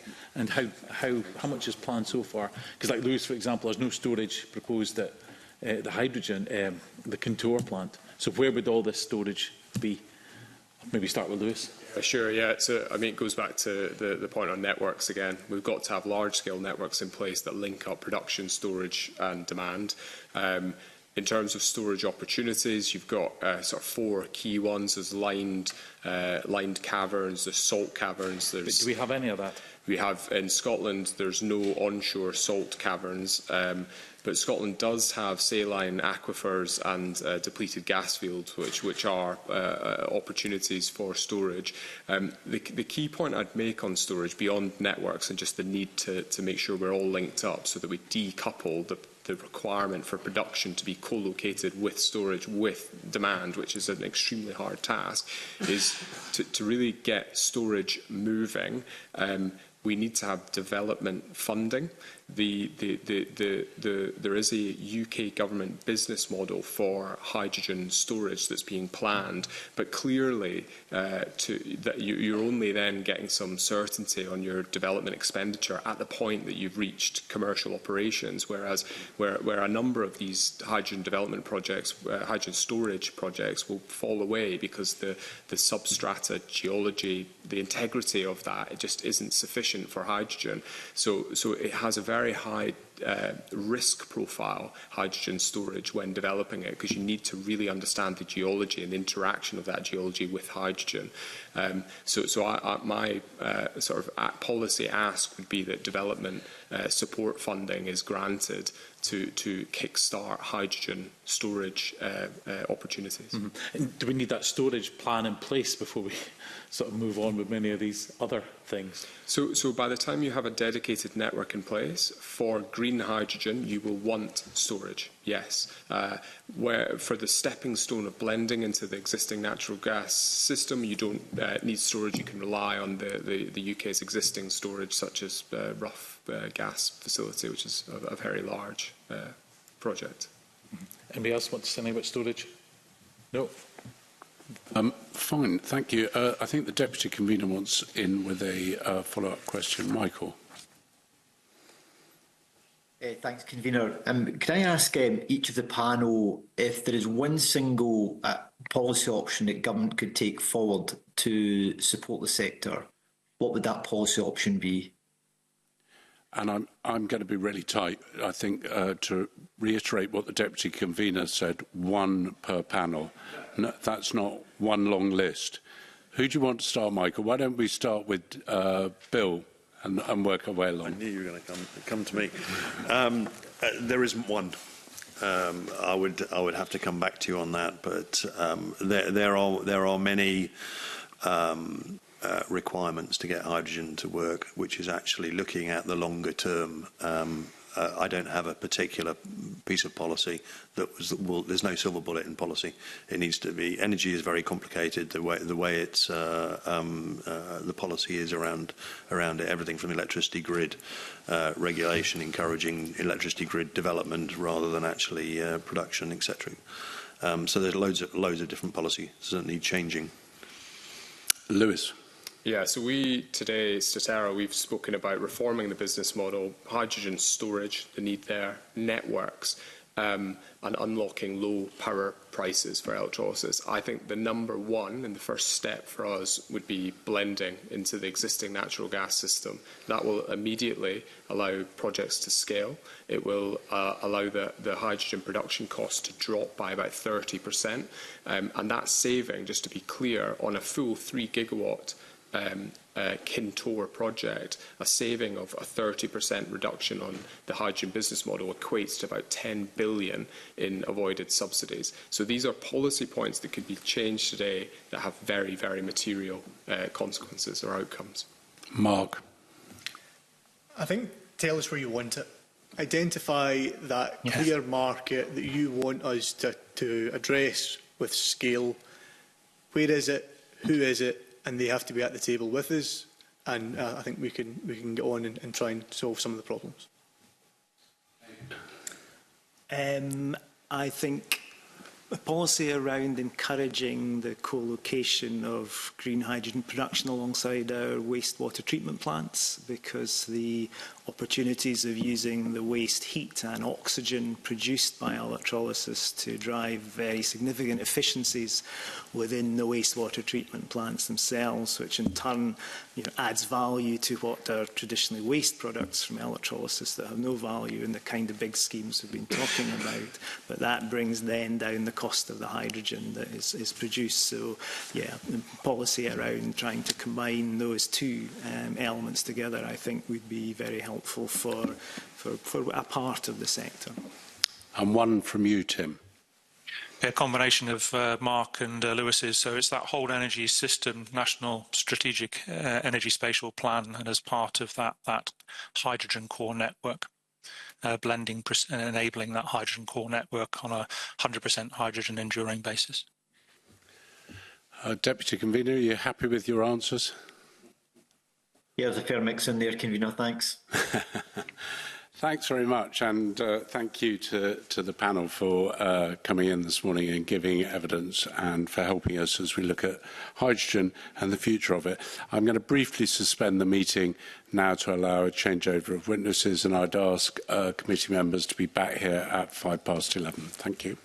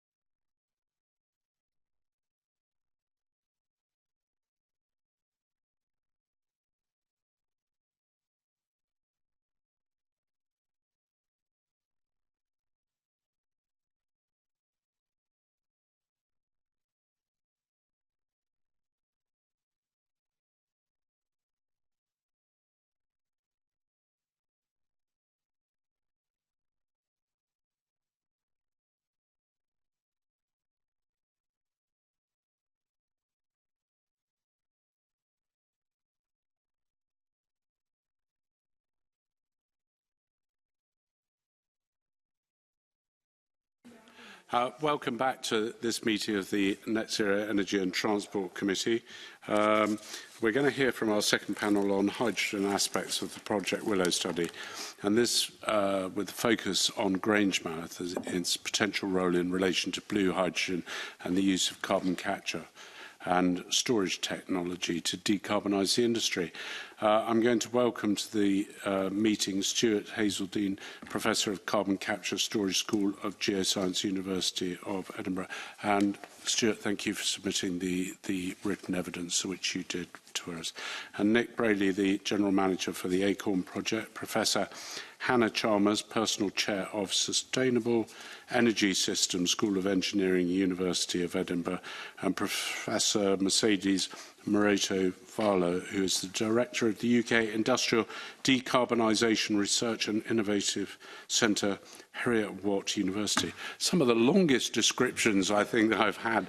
And what I would say is that there's 4 of you on the panel. So if you keep your answers short, it means each of you will get in. If you keep your answers too long, you will be excluding your fellow panel members. So just bear that in mind. And the first question is going to come from Sarah Boyatt. Sarah. Thank you, Convener.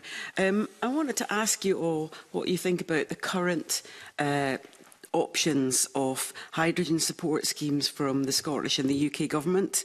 There's quite a few, and just to see what you think, whether they could be improved. The Net Zero Hydrogen Fund, for example, has approved six projects in Scotland, and you've also got the Hydrogen Innovation Scheme in Scotland, the UK government's hydrogen production business model. Are they the right schemes for funding? Are they targeted enough, and are they well enough funded? I don't know who wants to go in first. Nick, you're looking at me. So I come at this obviously from the ACORN transport and storage side, and so we're working with customers who will be seeking support. So could you move your mic up? I think it's slightly...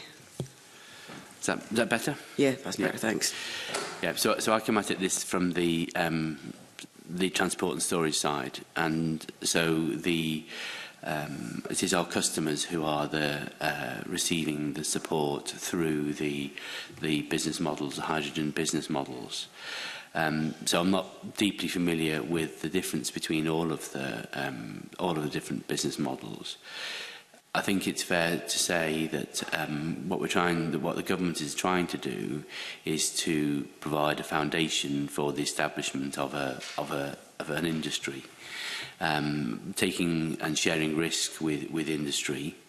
As the industry evolves and develops, those risks will change, and it will be necessary to see the business models evolve so that they become fit for purpose at all times. It's been great to see, obviously, hydrogen projects moving forward at in different locations and at different scales, and so I think different business models are appropriate, and I think they will continue to evolve over time. Okay, thank you. Anyone else want to come in? Stuart Hazeldine. I think it depends what we're trying to do, and I'm not quite clear what we're trying to do. So there's lots of small to medium projects which are creating capacity, capability and enthusiasm in Scotland and in England. And that might be producing, in the future, producing local hydrogen for local use in remote communities for Scotland especially, let's say, where we've got abundant wind power. But to me, what I'm not seeing yet is something at the tail end of the previous group. We're not seeing a national vision for where the grid's going to go. Are we going to be supplying local homes, or are we going to be supplying national industries at large scale? How are we going to solve the problem of generation of hydrogen in the summer and use of hydrogen in the winter? The storage problem, I think, is immense, and we haven't really tackled that properly. And I also am not clear, really, what Westminster government's thinking about doing on the big decision about do we put hydrogen into lots of domestic homes. using the existing pipe network, or do we say that everything in our homes is pretty much electrified and hydrogen is really directed for use in remote areas, some transport, and places where electrification for whatever reason is difficult? So I'm not clear I don't see any master plan. It's pieces of money coming at different pieces of time with no necessary connection between them. Okay, thanks. Do you want to come in? Yes, thank you. First, thank you very much for having me this morning here. I think just to build on what my colleagues here said, I think it needs to be a more coordination across these different projects. Where is this going to take us? But also, are we learning anything from these projects as they develop? Because there are multiple types of projects and size and colours. But what is really the lessons that we are learning at the scale that these projects are being deployed now that will allow us to go to the scale that we want to go, that is much, much greater? And for me, that's the concern. That is good to be in a range of projects, but we need them just to get as a catalyst for something bigger.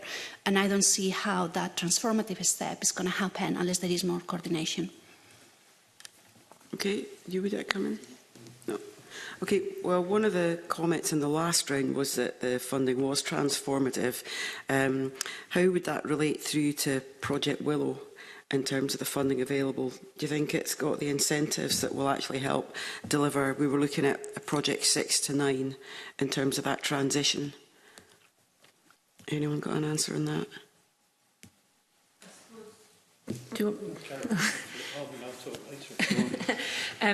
Yeah, I think, Project Willow, obviously we're starting to look at bigger scale projects in 6 to 9, and I think that is one of the places where the current mechanisms are not really designed for the Project Willow vision. So yeah, we can unpack that. I guess that's what we're here for. But yeah, my view would be that there's not a good fit between what we already have and what Project Willow needs. Okay, that's useful. And Stuart? Yeah, and then I think there's also a very big decision about green and blue hydrogen. One, the blue hydrogen being made from methane, the green being made by electrolysis of water. So the more we focus on blue hydrogen, which is a very popular type of approach by incumbents because it exists, you can build that now and you can make that work now. But that locks us more and more locked into supply of methane gas from other countries, which we have to bring here. So in some ways, it's not really a sustainable option. It's a hydrogen option, but it's not as smart as the green option. So if we're truly thinking ahead on a 10, 15, 20-year timescale, by the time we've built and operated some blue hydrogen, then hopefully, and that's a hopefully because we don't know, the green hydrogen development will have caught up at either reliability, so you can have lots, and if not necessarily at scale, so you can have lots of small or medium-sized electrolysis equipment to produce the amount of hydrogen you need.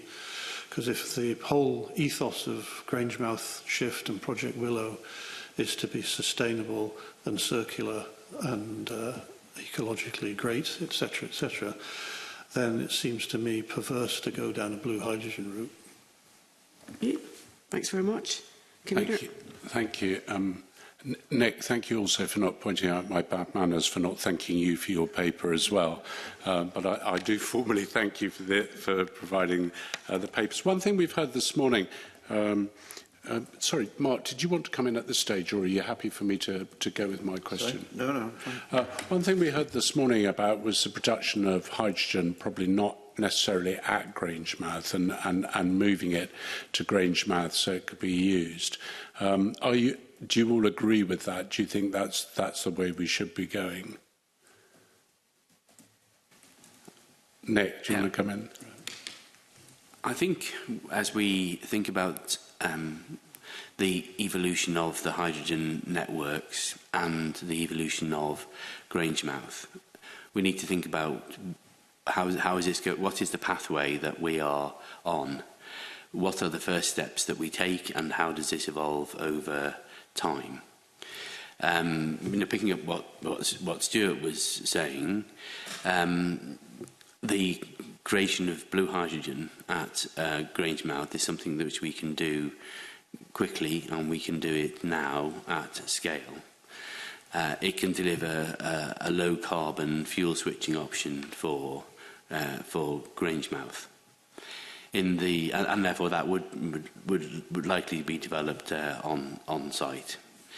If we're looking at long term, where you would want to encourage the development of green hydrogen, the green hydrogen should be developed at the places where the electricity is and has the most advantaged electricity price to be feeding into a network, and that can be anywhere. In terms of them providing out those green electrons, green hydrogen molecules for Grangemouth. Perhaps one other point just to bear in mind is, as we're moving to the development of green products from Grangemouth, we're looking for biogenic CO2, and we're looking for green hydrogen to be producing essentially green molecules like SAF. In the short term, where we don't have as many green hydrogen molecules, we want to make sure that those are going into the high value green products. And perhaps using the blue hydrogen for some of the fuel switching type projects. And so I think what you're seeing is that there's a pathway through which Grangemouth will evolve. It will have some production on site, and then increasingly, as it's been history, Grangemouth has brought in products from around the world and synthesised those into the chemicals and petrochemicals that we need. And that the same thing will happen with biogenic CO2 and hydrogen as raw materials for products from Grangemouth. I think one of the issues, though, is the fact that as soon as the electricity that's generated, maybe across the Highlands, hits the national grid, the price goes through the roof and prices hydrogen out. And I have to say, I come from an area that seems to have a proliferation of wind farms and pylons and all the problems that go with that, and the community that doesn't seem to benefit from it. So there's some regionality as far as hydrogen production seems quite good, where there's wind power.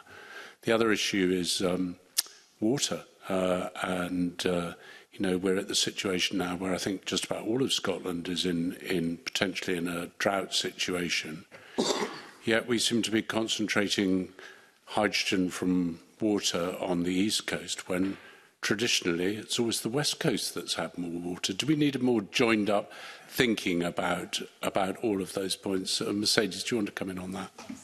Just pretty much the point I was going to make, I think, is we are at the early stages of a market that we want to ramp up tremendously in a very short period of time. And we need to start looking at what are the best places to get these markets going. And if we are looking at green hydrogen, it's the price of the electrons. So we need to be quite strategic in terms of how we deploy these first projects that can start giving us the market, the off-takers and the scale that we need. And we need to be very pragmatic. Where do we have the cheapest price of electricity? And where are we going to have water if we're going to go for that electrolysis? So I think we need to consider on the short term, how do we take decisions that get the market going, understanding, as you were saying, Ian, Nick, that as the market progresses and the size becomes larger, maybe there is relocation happening. So is this a legacy of the fact that we didn't plan where all the wind farms were going, that we're going to just have everything dotted around the landscape because we don't have a joined-up process of thought for the whole electricity and power generation? Mercedes, do you want to come back on that? I'm happy to bring anyone else in. Do you want to go? Go ahead. You're all very polite, which I love. Mercedes, you start, then I'll come to you, Hannah. Yes. So that's a really good point, because as we look in terms of the transition, and this is something we work in IDRIC, so you can look at two ways to this problem, right? One of what are our existing assets, and how do we actually start transitioning them, or how do we use those assets. But that may not be where we want to place our infrastructure and assets tomorrow. And again, this is all about the transition. So I think we need to play to the strengths of where our assets are right now, but we should be quite strategic in terms of where we want to place them for the second, third generation, when hydrogen will be at a much larger scale. Hannah. So on the water demand point, I think it's important to note that different technologies have different demands for water. So obviously it's a concern for green hydrogen, but for blue hydrogen, you don't necessarily need a large water demand. So that's just something to bear in mind. Spatial planning, yes, absolutely. Obviously, in the end of the last session, they were talking about storage as well. So that immediately makes me think of marine spatial planning. If we're doing blue hydrogen, then we're of course trying to move quite a lot of carbon dioxide around, as well as moving quite a lot of hydrogen around, potentially looking at similar geological formations, etc. So there are efforts underway to try to do a reasonable job on marine spatial planning, but it's really important. Nick, do you want to comment on that? I mean, I can see where you probably want it, but it's not where the water is, Nick. I think as you look at any energy system, what you're trying to do is to consider the competitive advantages that each site has. The problem with green, of course, is around the price of electrons.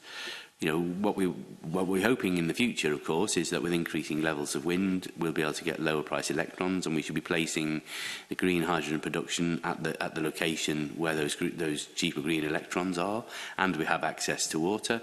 And as Tim was describing in the last session, we can then ship hydrogen relatively cost effectively over large distances. But for each situation, you need to think about what infrastructure have I got, what infrastructure have I need, where are my raw materials, and therefore what is the right solution for each particular site. So it is a multivariate problem we have to solve, and this is why I think this pathway piece is really important. We have to play to the strengths we have today while planning for the system that we're going to need tomorrow, and trying to plan the route from one to the other, and that is what the spatial planning is really all about. Stuart, do you want to add to sorting out the problems that are before us? So it's difficult, and so I think we've heard the word network several times in this meeting, and the network is going to try and work out where enough low-cost electricity is stranded, so that's going to be sold cheaply. You also need to overlay on top of that where you might get abundant supplies of water. And at the moment, seawater is not an option for electrolysis, but I guess the sensible thing to do is to make that an option. And then once you've generated your hydrogen, and I agree that you should generate hydrogen close to the source of electrons, because it's much cheaper to pipeline the hydrogen in terms of energy per kilometre than it is to build wires and build numerous battery farms around Elgin or wherever it is at the moment is happening. So you're going to have to generate the hydrogen close to the electrons, shift some of the hydrogen to where it's used, shift even more hydrogen to where it's going to be stored. And where it's going to be stored will be determined geologically, and it's absolutely clear that the best places are likely to be in the depleted gas fields of the southern North Sea, or in some of the depleted gas fields around Shetland, and some of the salt deposits in the Irish Sea, because the rest of the salt in most of the southern North Sea is too deep. So these are problems of shifting different products at different times around large distances in the UK. So it's really going to be an analysis of what the options are and what is likely to be the most flexible and cheapest, money-wise, option into the future. So just help me. This may be a daft laddie question, and I may regret it later, but if you're generating power offshore on floating wind farms, is there any reason why you couldn't create the hydrogen offshore straight from the wind farms and then have it transmitted by pipeline to either a storage facility offshore, which may be close by, or bring it onto shore?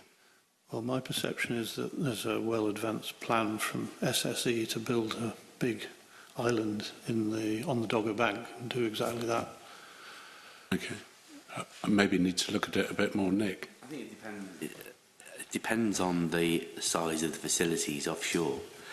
Offshore real estate is extremely expensive, and therefore it may be cheaper to ship the electrons onshore and create the hydrogen onshore than to try and put a hydrogen generation plant offshore. I mean, it is all about the economics. Every energy choice is about trying to work out what is the best given the circumstances that you have. It appears whatever the option is, putting it into the national grid and buying it off the national grid to create hydrogen is not the way forward. Mark, I think you've got a question next. Yeah, I wanted to turn to carbon capture and storage, if that's okay. So we've got the new Scottish Climate Change Plan that will be coming on the back of the carbon budget. And the previous climate change plan had quite a heavy reliance on CCS, of course Acorn. I'm just wondering if you think that will change with the new climate change plan.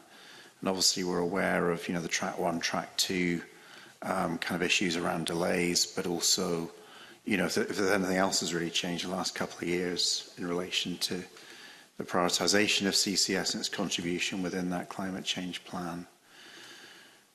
Who would like to start? Nick, do you want to start? I'm happy to start. I think CCS plays a hugely important role in the pathway to decarbonisation. But I think it also plays a hugely important role in industrial development and clean power and jobs for Scotland. So I think it plays multiple roles. I mean, if you think about the Acorn project, storing CO2 safely offshore, supporting the development of the CCS-enabled clean power plant in Peterhead, so we can keep the lights on when the wind isn't blowing. Shipping, providing a route for decarbonisation of Scottish industry, supporting Grangemouth in the development of a new product suite and the green products that we need in the future. So I do see CCS as playing a critical enabling role across multiple policy areas and not just the delivery of decarbonisation. Okay. I mean, that's the pitch, right? I've heard that quite a few times before, but I'm just interested in the reality then of where that now sits within the climate change plan, because there was quite a heavy reliance in the last climate change plan on having CCS up and running now or very soon in order to meet the 2030 targets. And there were some warnings there from the Climate Change Committee saying, you've got to have a plan B. I don't think the plan B ever came, but so I'm just leaving aside those strong arguments you put forward, I'm interested now in where it sits in terms of it actually being deployable on the ground, able to capture storage, able to capture carbon at an efficient rate, like when, and how much reliance there should be within the plan. Stuart, do you want to, or actually no, Hannah, do you want to come in? Whichever way, I don't mind. So, yeah, the Committee on Climate Change kind of UK document was an interesting read. And I think they focus very much on CCS for hard to abate and leaving power decarbonisation for other ways of doing decarbonisation, which is a shift from what they've been doing, absolutely. I thought it was interesting because, of course, what's happening in the Track 1 clusters is that there are power projects going ahead. So, in Teesside, there's a power project that's made final investment decision and is going to go. So there's now a disconnect between what the Committee on Climate Change are saying about their kind of balanced pathway and what we are actually seeing in the clusters that are, putting forward projects for UK government support. I wonder if one of the reasons that has happened is that they are assuming residual emissions from the carbon capture plants, perhaps of about 10%. Technically, we don't have to have a residual emission that high. It can be much lower without incurring huge costs. But I'm not sure that the system modellers have caught up yet. So I'm wondering if the reason that it's not being seen in the power sector, as I say, is because they're assuming that there's this residual emission that becomes too much, 2040-ish. Actually, if we really care about that residual emission, then we slightly tweak the way we do our carbon capture. We pay a small amount more, a few percent more, and we don't have that residual emission. So I haven't actually spoken with them about it, but I wonder if it's things like that that are driving the change rather than other things that might be more concerning. Okay, so you think it's not about the timescale for deployment, it's more about how the CCC are modelling residual emissions? So you say we're on track for another Track 1 projects? So, the Track 1 project, there is a natural gas combined cycle with post-combustion capture that has made FID in England, right? So it can be done. Obviously, that's being done with government support. So there's then a question of where do you put your money? So, is it better to put your money into natural gas with CCS, or is it better to put your money into something else? And there's a whole bunch of factors that come into that decision. One of those factors is your investment future-proof? And, for me, the future-proofness includes what residual emissions you might be committing to. I think that that's a key thing that's affected the Committee on Climate Change modelling. But, real people are investing in real projects. Yeah. So, and then you get into the politics of it all and so on. Okay. Thanks, Stuart. I think there's a UK answer and then there's a rest of the world answer to this. So the UK is proceeding diligently, very precisely, but incredibly slowly along the Track 1 development route, and we should have probably about a third of the CO2 we promised in the ground by 2030, so that's all performing too slowly and may well underperform. And that's not necessarily a capture problem, that's just the whole complexity of putting everything together into these very complicated clusters where you've got to coordinate 10 different projects simultaneously. In the rest of the world, specifically Europe, then Denmark, about 2 years ago, decided it wanted to do carbon capture, so it will have its carbon dioxide in the ground later on this year with INEOS in Denmark. And INEOS launched their European shipping tanker for CO2 last week. So INEOS are very serious about doing it, but they're not choosing to do carbon capture and storage in the UK because they're too slow here, I think. But if we turn to, and then offshore Norway, Norway have been capturing and storing carbon dioxide very effectively since 1996. But because it's been successful, as I often say, it's not newsworthy. So you tend to hear about the failures rather than the successes. So that's worked very well. And off the back of that experience, they've now opened up a carbon dioxide business west of Bergen, where Norwegian shipping tankers will come along the coast, collect your carbon dioxide, take it to Bergen or north of Bergen, and it will be pipelined offshore for storage as a business. And that's what we should be doing with projects like Acorn. And so I'm interested in what happened yesterday in the Brexit partial reset. There's a very specific mention that we want to open up trading of CO2 across the North Sea. Where the UK can make a very big offer to bring in carbon dioxide and store it with projects like Acorn if we want to. So that could transform the pace of movement in the UK. And then on the specific question of Willow and Grangemouth, my reading of the outlines of the projects suggests that at least half the projects will be generating some sort of CO2, which will want taking away to secure and permanent storage. So I think in the frame of this inquiry, CCS is essential nationally and it's essential for the different components of Willow.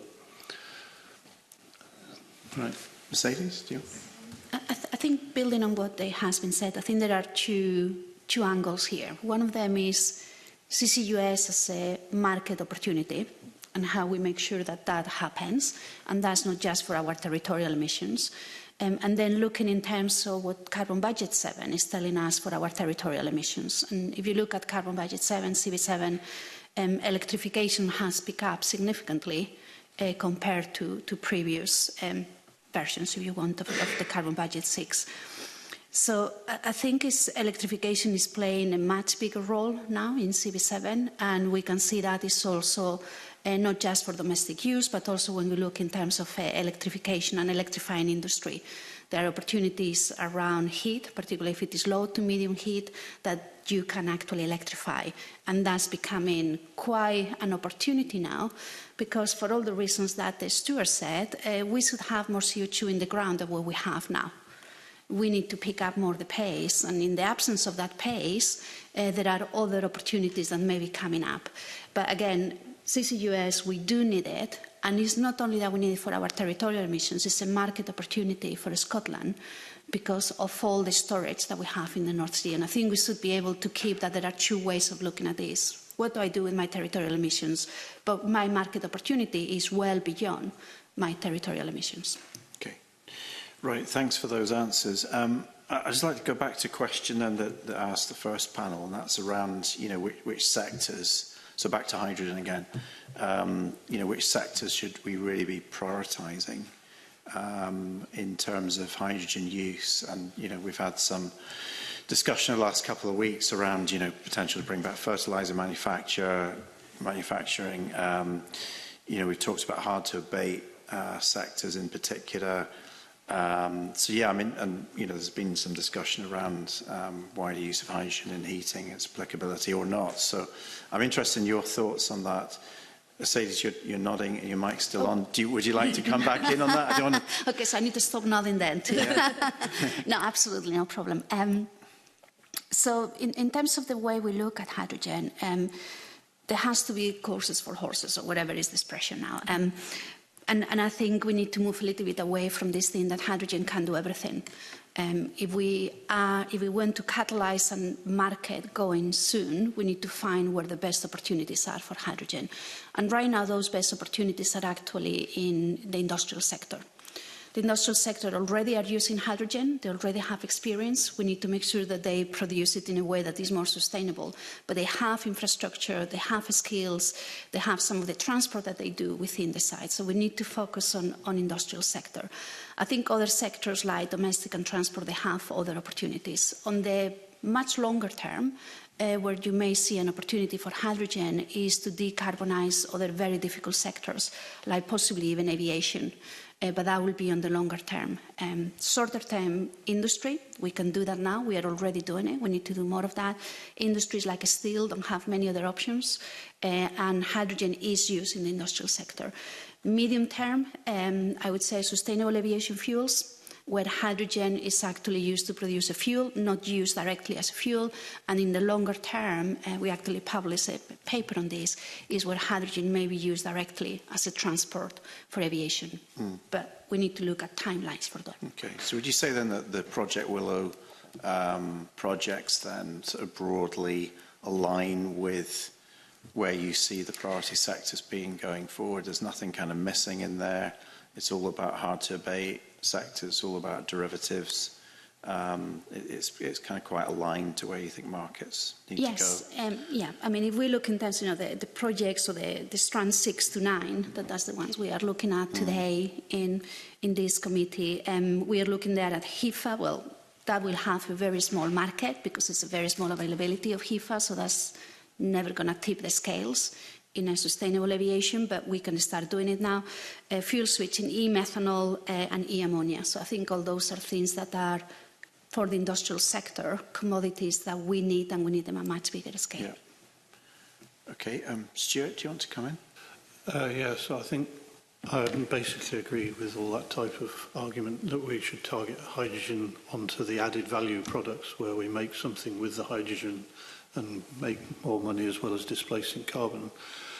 So I'm not a real fan of building a hydrogen pipeline from here to Germany, because that's just selling the stuff as fast as we can make it, and we can do much better value creation than that, rather than selling as a commodity. So it's choosing the places where we can make a sensible impact. And so the suite of projects at Willow, I'm not a chemical engineer, so I'm going to assume that they're all feasible to make. It seems like pretty sensible ways looking forward, and that's trying to put us where we want to be in 10, 20 and 30 years' time by using hydrogen to create added value and to create cleaner products and cleaner versions of all the plastics and associated waste which we'll throw away should be a resource rather than a waste product, and hydrogen helps with that. Thank you. Hannah, do you want to come in? Yeah, not much to add. I think I agree with what you say, that it seems that there is a a good match between what's in the Project Willow proposal and where I would see the priority being at the moment. I think it comes down to, I don't think there is a sort of a, everybody talks about the hydrogen ladder, about how does it fit in and where does it go and so on. I think individual projects and individual locations will choose the right option for them. In many cases, electrification may be a better option. In some cases, the delivery of hydrogen from a local source is going to be the best option. And what we need, and in all cases, we need to be investing in what is going to be the best option for that particular location to drive the economics, to make it as investable as possible. So I think there will be a patchwork of projects, and there are some projects, as we talked about, the hard-to-abate ones, where there looks to be a very strong case for hydrogen, but depending on circumstances, that may or may not be the case. I don't know if any of you've got a view on the kind of uncertainty around global markets for derivatives, because obviously these derivatives are quite easy to transport, and then do we not end up in the same situation we are with other sectors, where actually somebody comes in, undercuts, and takes the bottom out of the market that you were hoping for? So I don't know if any of you've got views on that at all, just the kind of risks and uncertainties, because Professor Hazeldy, I mean, you're suggesting kind of don't build a pipeline, focus on manufacturing things, but then if we're in a global market, is there the certainty really to do that? We're in a global situation where it looks like shorter supply chains are going to be sensible supply chains into the future. Right. And if we're less dependent on importing fossil fuel ingredients to make blue hydrogen, and we can generate our own green, that means we've got autonomy and security. And I think that's important. But I also do agree with you that there's a lot of conversation that we can make very low-cost hydrogen from our wind power in Scotland. And that is much lower cost than potentially than we're buying hydrogen, green hydrogen just now. But if we compare that with vast solar panels arrays which could be built in China or could be built in the Mediterranean parts of Africa or could be built over Australia, they'll be producing hydrogen with electricity at a fraction of the cost we're paying for our wind power. So I do think there's a risk that we will be undercut in some respects but that depends on how effective global shipping of hydrogen is, and because that could have a very big energy cost depending on how people choose to ship it. Yeah. But the other big thing about hydrogen, because you're asking about what should we direct our attention to answer that in a different way, I still think there's a huge problem about storing energy. So at the moment we store energy by leaving the gas in the ground until we want it, and then we pull the gas out of the ground. So in 20 years' time we won't have the gas in the ground, we'll have to be making hydrogen and putting that as storage into the ground. So we'll be, for the first time in about 300 years, we'll be very dependent on what we can make locally, rather than exploiting a national resource, a natural resource. And that could be by far the biggest use for hydrogen, in my opinion. It's going to cost more than we do now, because we don't pay anything much for storage now. But in the future, it could be a very important part of our whole energy system. Thank you. Do you want to say this? Going back in terms of the storage that you just mentioned, I think we haven't touched on that so far, and maybe we should think about that as well, is the opportunities that hydrogen is going to bring us to balance the energy system. I think that's maybe what you were maybe referring to, possibly. Sorry to interrupt, I'll give it back in just a minute. You've had 2 or 3 weeks of very little wind. What's going to happen in 10 years' time when we don't produce our own natural gas and we don't produce lots of gas? You know, if we put limits on our gas-fueled power plant to run, what are we going to do? Yeah, so basically is the point that as we move into all renewables, we will have to significantly, by orders of magnitude, oversize our renewable power to be able to compensate for the difference that we have between winter and summer. But even if we were able to do that, there are times where the wind doesn't blow or the sun doesn't shine, and this is where hydrogen can give us the opportunity to buffer the energy system. So I think that's also very important. It's not only using it as a vector, but also as a storage and a key element of that. And then going back to your question as well around how is this going to be operating in global markets, right? So you can start thinking about carbon border adjustment mechanisms, but I think then really important alongside that is that we're going to need global standards and certificates if we are really going to be exporting or importing products on a low carbon certificate that right now we don't have. So I think it's a whole market that has to be developed, not only from taxes or finances or subsidies, but it's also we need the whole standardization of the market that we don't have. Thank you. Yeah. Thanks, Douglas, I think you've got a question here. Yes, just to continue about storage of hydrogen, because Stuart, in your submission, you've put in here storage of hydrogen is expensive and difficult. So what do we need to be doing to sort of to get that cost down, or what do we need to plan for the future?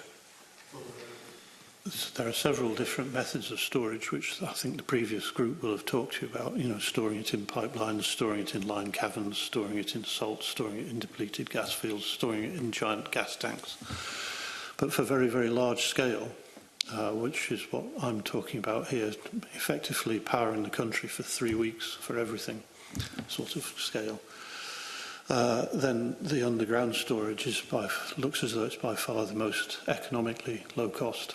And that means creating new salt caverns and trying to reuse existing depleted gas fields. So people have talked about the rough gas field, but we actually want about 10 of those rough gas fields. We actually need about another 20 or 30 salt caverns.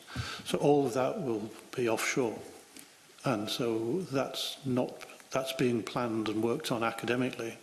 Edinburgh and University College London, etc., have worked on this sort of thing, but there's been no government consensus. And so what I'm struck by is it's going to take maybe 4 years to build one salt cavern, and we might want 20 if we're going to go for a hydrogen system. So we need to be thinking ahead and planning ahead a lot more than we are doing. And none of that's in Scotland, just to be clear. So that means we have to be part of a national UK network. Any estimations around cost for that? Or? Yeah, I knew you'd ask me that. I can't remember, but I can send it in. Okay, that would be helpful. But it's it's worked out. It's been calculated. It is an accessible cost, but it requires a hydrogen business model for storage, which spreads that cost amongst the users. Okay, and I'm looking at the cost of green hydrogen just now, and there was a climate change report done on behalf of the Scottish Government that said it's more costly to produce hydrogen in Scotland as compared to all other case studies countries, and this is because the cost of offshore wind generated power in Scotland is higher than the other low carbon power technologies used, and lowest was actually in France, where nuclear was being used to produce hydrogen. So it's back to the point that Mark Ruskell was raising this. How do we become competitive when we're looking at things like e-methanol and SAF as well? How do we become competitive when our cost to produce hydrogen is so expensive? In a UK context, blue hydrogen does help with the cost issue. Mm-hmm. Yeah, the thing is that with blue hydrogen, I'm slightly confused why you would use blue hydrogen to make e-methanol, because from my understanding you would actually be breaking the hydrocarbon up to make blue hydrogen and then getting it to Grangemouth, for example, and then reintroducing CO2 back in to make it. Yeah. For me, that doesn't make sense. No, it's an awful lot of process steps. Yeah. So I suppose there's two parts to this. One is, have you decided to go for the hydrogen thing? If you have decided to go for the hydrogen thing, what's the most kind of cost-effective and sensible way to do that? So if you've decided to have hydrogen be a big part of your energy system, there is a good chance that having some blue hydrogen in a UK supply mix for hydrogen will help your economics. Whether going big on hydrogen or not is a good idea is a separate question that we were touching on earlier. And there's a lot of push to saying actually use your hydrogen quite carefully for very specific things, for reasons like what you just said. Mm-hmm. Okay. And Nick, I was going to ask you about Acorn project. Obviously, it has Tracks 2 status just now, but I don't think there's any funding agreement. Is that correct? So what do you need to go to take the project further forward? So Acorn is in Track 2, and Track 2 has been significantly delayed. What we've been discussing is to secure some clarity around what we've called funding timeline and process, really. So we need real clarity around those things. Obviously, we recognise that it's difficult fiscal circumstances for the UK. Delighted to see the Track 1 projects have made some good progress, but we need to see a clear timeline and process, and ultimately funding to support the Acorn project moving forward. We understand that when the Energy Secretary has spoken in Parliament, he's always referred to the comprehensive spending review as the point at which some further announcements would be made, and obviously we're hopeful to get some clarity that we need over the next few weeks whenever the CSR is finally concluded. So in the meantime, is your work continuing? You're still progressing the project as much as you possibly can, is that right? We are working on a reduced scale at the moment. We continue to work on one or two key commercial and technical aspects of the project for maturation. There is a significant risk that without the clarity, the private sector investors won't be able to continue to invest without that certainty. It is a very important and critical junction for the Acorn project right now. Mm-hmm. And the Scottish Government's committed money as well, 80 million. What will that be used for? You had discussions about that. Obviously, we're delighted to hear from the First Minister with the support of ScotGov. The release of that 80 million, though, is dependent upon support being announced by UK Government. I mean, fundamentally, whereas we're establishing the CCS and business in the UK, we do need the underlying business model support, which has been put in place for the Track 1 to be extended through to the Track 2 at the two projects. And so we're seeking clarity around that.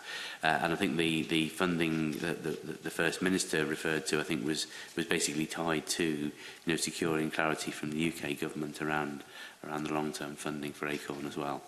And do you have any clarity of what that 80 million would be actually used for?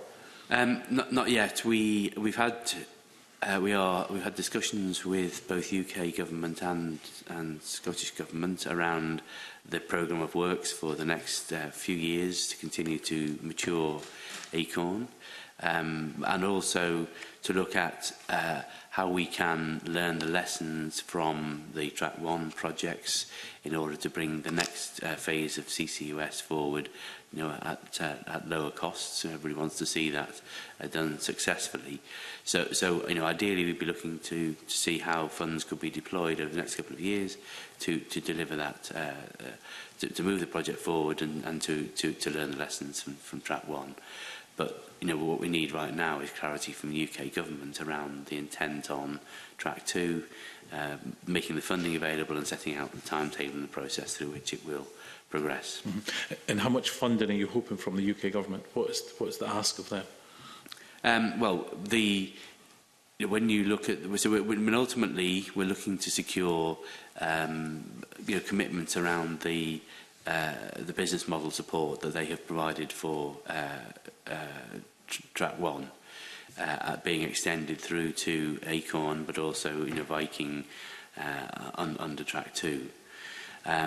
So that's the fundamental requirement. That's that long-term support programme, which runs right the way through the life of the project. Both Track 1 projects were supported with an overall funding package, including the liabilities of around 21 billion was the overall cost. What we're looking to do with Track 2 is obviously to work out how we can deliver it with lower support requirements from the UK and UK government. Okay, thanks, Convener. Thank you, Douglas. Sorry, Stuart wants to come back in on this. Stuart, yep. Just a quick intervention. If I was Scottish Government, I'd be trying to change the narrative on that, because the narrative conversation in London, which I heard last week, was about comprehensive spending reviews. Where are we going to invest into jobs? Where are we going to invest into growth?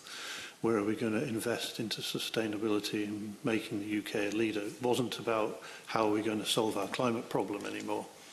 So what I would wonder, if it's a sensible point to make, is that by investing in Acorn, that creates jobs and safeguards jobs for the future in Project Willow. So it allows a much larger tonnage of CO2 to be removed through Acorn for Project Willow. And then looking ahead, then I think it highly probable that the Moss-Moran plants will also close in the imminent future because of shortage of hydrocarbon. So that our problem is going to get bigger in this part of Scotland.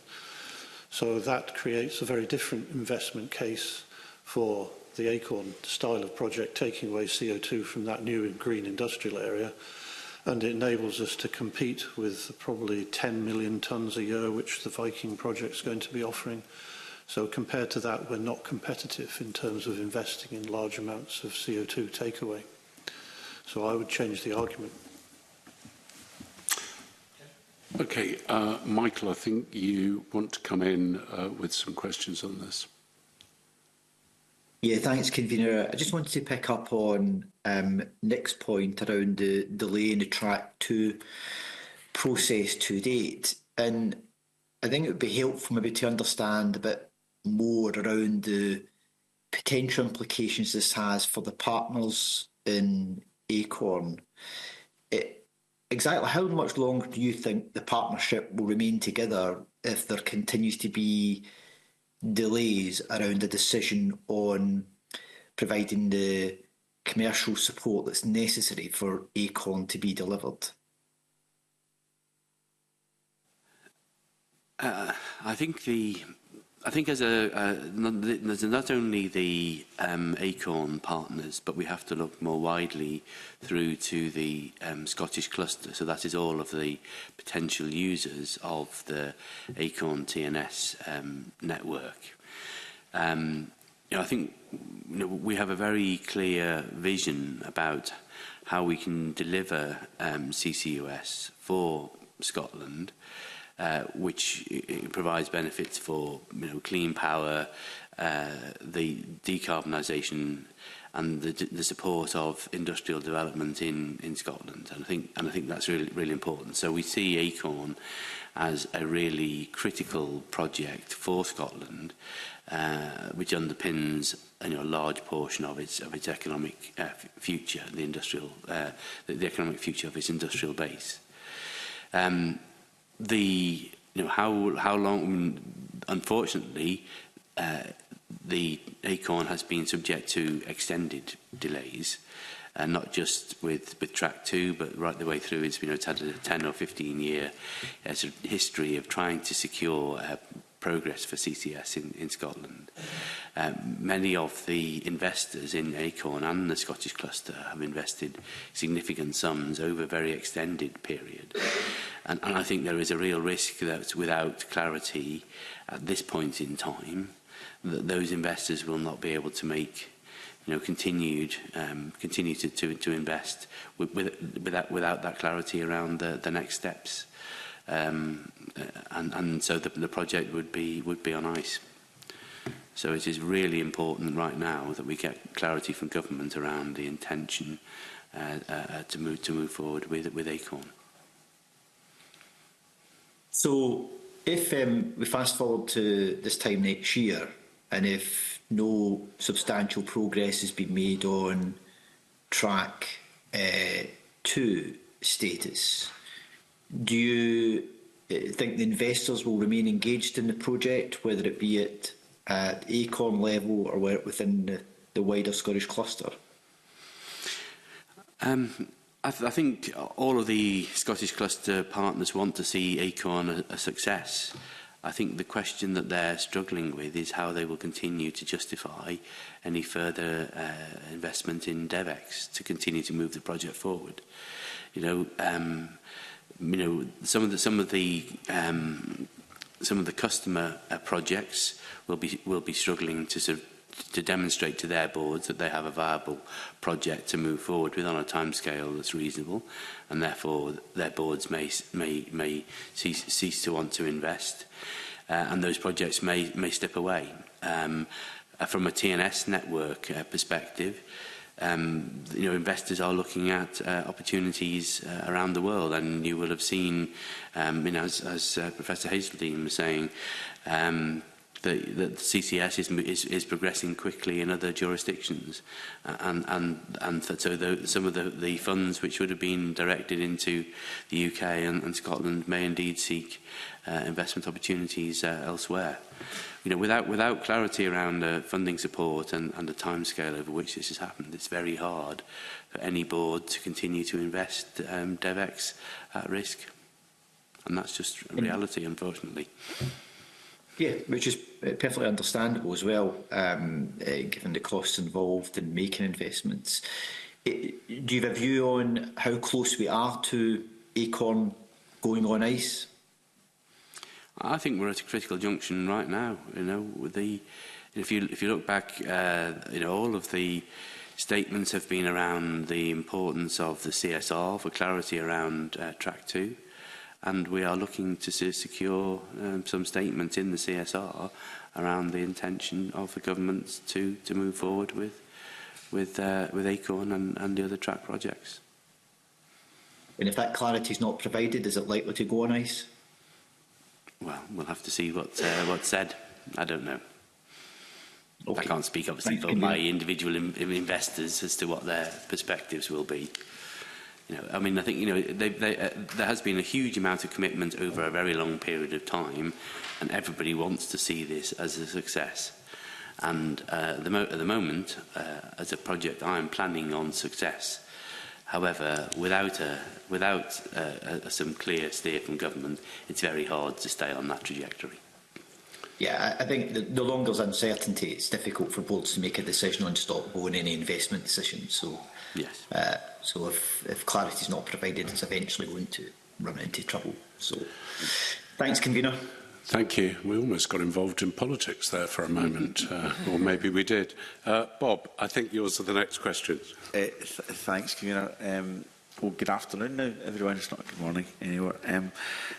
You probably heard me ask a similar question to the last panel, because I know you were coming in as myself and Mr Love's were asking a set of questions. So it's in relation to a national network of hydrogen pipes moving about Scotland or the entire UK. The Project Union was mentioned as well, and the question I'd asked to the first panel was that that's hoping to be in place by, I think, the mid-2030s, but it won't all happen at the one time. It will be phased, it will be prioritised. For the benefit of Scotland and the Scottish economy and our net zero targets, how should that be phased and prioritised in a Scottish context? That would be quite helpful to know. Anyone to comment in relation to that? No? Speak in respect of our thinking around Acorn, and that is right now, in the short term, we're seeing blue hydrogen being developed at a Grangemouth site with CO2 being shipped offshore and stored safely for millennia. So that'll be blue hydrogen filling that role. There is some green hydrogen projects at Grangemouth, and the intention, I think, is that those green hydrogen molecules will be prioritised for going into green products. As we've said, going forward, increasingly we see a green hydrogen world evolving. Ideally, we want to see low-cost green electrons available in Scotland, generating hydrogen and then shipping that down to Grangemouth, to provide feedstock and fuel switching in the future. So I do see it, sort of a phased programme of development. Okay, I don't see any other takers in relation to that, so I might just nudge you slightly in relation to that, Nick. I mean, again, what's word in your mouth. I look for connections and locations should be prioritised as part of that project. So, I mean, your answer back would be, of course, the work around the Acorn project and the wider Grangemouth cluster. And I would expect you clearly to say that for the benefit of the Scottish economy and net zero.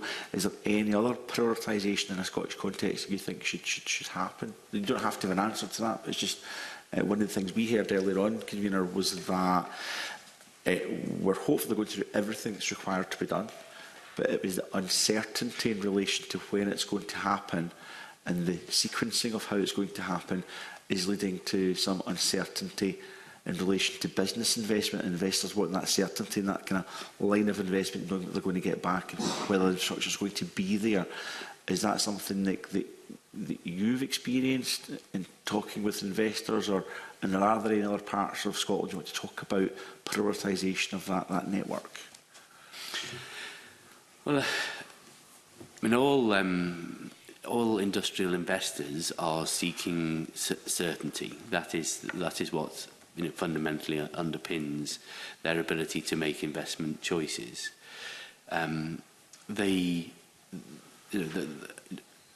Innovation means that the businesses are continuously looking to find ways in which to create effective business opportunities, and those opportunities will change over time. As we look at Acorn, it plays a critical role in, I think, helping to support the next stage of development of Grangemouth. It provides the evacuation route for CO2. It allows fuel switching. It supports the development of the product suite. It also things like we have a few energy from waste customers who wish to join in the network. They will be producing biogenic CO2 as part of their waste stream. That biogenic CO2 could be an important feedstock for Grangemouth. So not only do we help and encourage the development of the energy from waste processes around Scotland, but we also provide feedstock for Grangemouth. So there's multiple dimensions here. What we need is the network to start, which then provides certainty for emitters that their CO2 can be evacuated and they can continue their existing businesses on a low carbon basis. And it provides a framework through which new businesses can be developing the products of the future at Grangemouth. And so, providing the network basis is the right first step in providing the confidence for business to move forward. Turn to Professor Hazeldine. You might want to add to that. But no, you add to that. I was going to ask a separate question, but please, any reflections on that? I'll just try adding to that and then happy to take another question. So, in terms of a sort of trite answer, then what I would think about for hydrogen is the low-hanging fruit and the no-regrets options, which could easily be feeding 20% into the domestic gas grid, because the domestic gas grid is allegedly rated for that already, so that requires very little modification. And then you have to decide, really, where are you going to be producing your hydrogen? So we talked earlier about, do you want to produce the hydrogen close to the wind power, or do you want to produce the hydrogen close to the users? So do you want to move molecules or electrons, is the key question. And I don't think we've had a proper conversation about, I mean, not here, but nationally we've not had a proper conversation about that yet. And so then we've also got to solve the problem of storage of hydrogen on the system, on the grid system, and that's not a conversation which has been started at all. So going back to the very beginning of this meeting, in our evidence session, we've got lots of dispersed, interesting hydrogen projects in various different towns, villages and cities around Scotland, but that doesn't seem to be giving us a foundation for a big decisive move forward onto what we actually want. lots of reasonable points there, Professor. I was going to ask a follow-up question to yourself, because a comment I think you made about potentially exporting hydrogen. I think you'd suggested about the efficacy of a pipeline to Germany, for example, which interests me, because I think we've got David Amos in the first panel taking a converse view, which was for about $2 billion and a bit you would get that pipeline. I see from Scottish Government research that even at high prices, comparatively globally, there would still potentially be a market for that, because the EU would not have enough hydrogen for its own needs. But we heard earlier there was lots of ways of driving down the price of hydrogen, and I think Mr Amos was suggesting that that would be a good quality investment for future export opportunities. And he compared that, I think, with pipelines, plural, moving hydrogen down the east coast to serve the north east of England, which he said, once complete, could be £24 billion in cost, and he was questioning whether or not that was for consumption and use in England, or whether it was to build up that wider infrastructure about how you use hydrogen for other things, such as they're using within they're hoping to do it at the Grangemouth cluster. So why wouldn't we develop that in Scotland? Whilst there's not a specific question there, Professor, we try to get our heads around where that investment should go, why it should go there, whether that might compromise potential future Scottish jobs and growth, depending on what that infrastructure looks like. And another individual who we thought was an expert took a converse view from yourself in relation to the efficacy of a pipeline to Germany. Said, just be keen to have your reflections on all of that, rather than a specific question. Okay. So my reflections on that are that pipelines are definitely the most effective way of transporting large amounts of energy, compared against electricity wires, which are less effective. How many pipelines we've got in the ground? We've got a polythene pipeline network in the inhabited areas of Scotland. So that's where my comment came from about that could be an easy target for selling some hydrogen into that pipe network. But that's valued then in terms of what do you get for making your hydrogen and selling it. You're just valuing the calorific value, or the heat value, let's call it, of that hydrogen. And what I was positing was there may be smarter leverages to use hydrogen for making different types of plastics, and all the suite of things, or sustainable aviation fuel, where you create a price premium. So instead of just selling the hydrogen for the heat you can get out of the hydrogen, you sell the hydrogen for the chemical that you're making out of it, which could be, all these are foundation chemicals, so they're not the highest value pharmaceutical chemicals, but they still have more value than the raw hydrogen itself. So that's my point of view on trying to target these areas of greater value creation, and also greater skills creation in and around Grangemouth and Mossmorran area. So we're investing in our workforce for the future, because if we don't do that, then in 10 years' time we'll have no Mossmorran and no Grangemouth, and none of that will be completely deindustrialised in terms of these big, heavy traditional industries.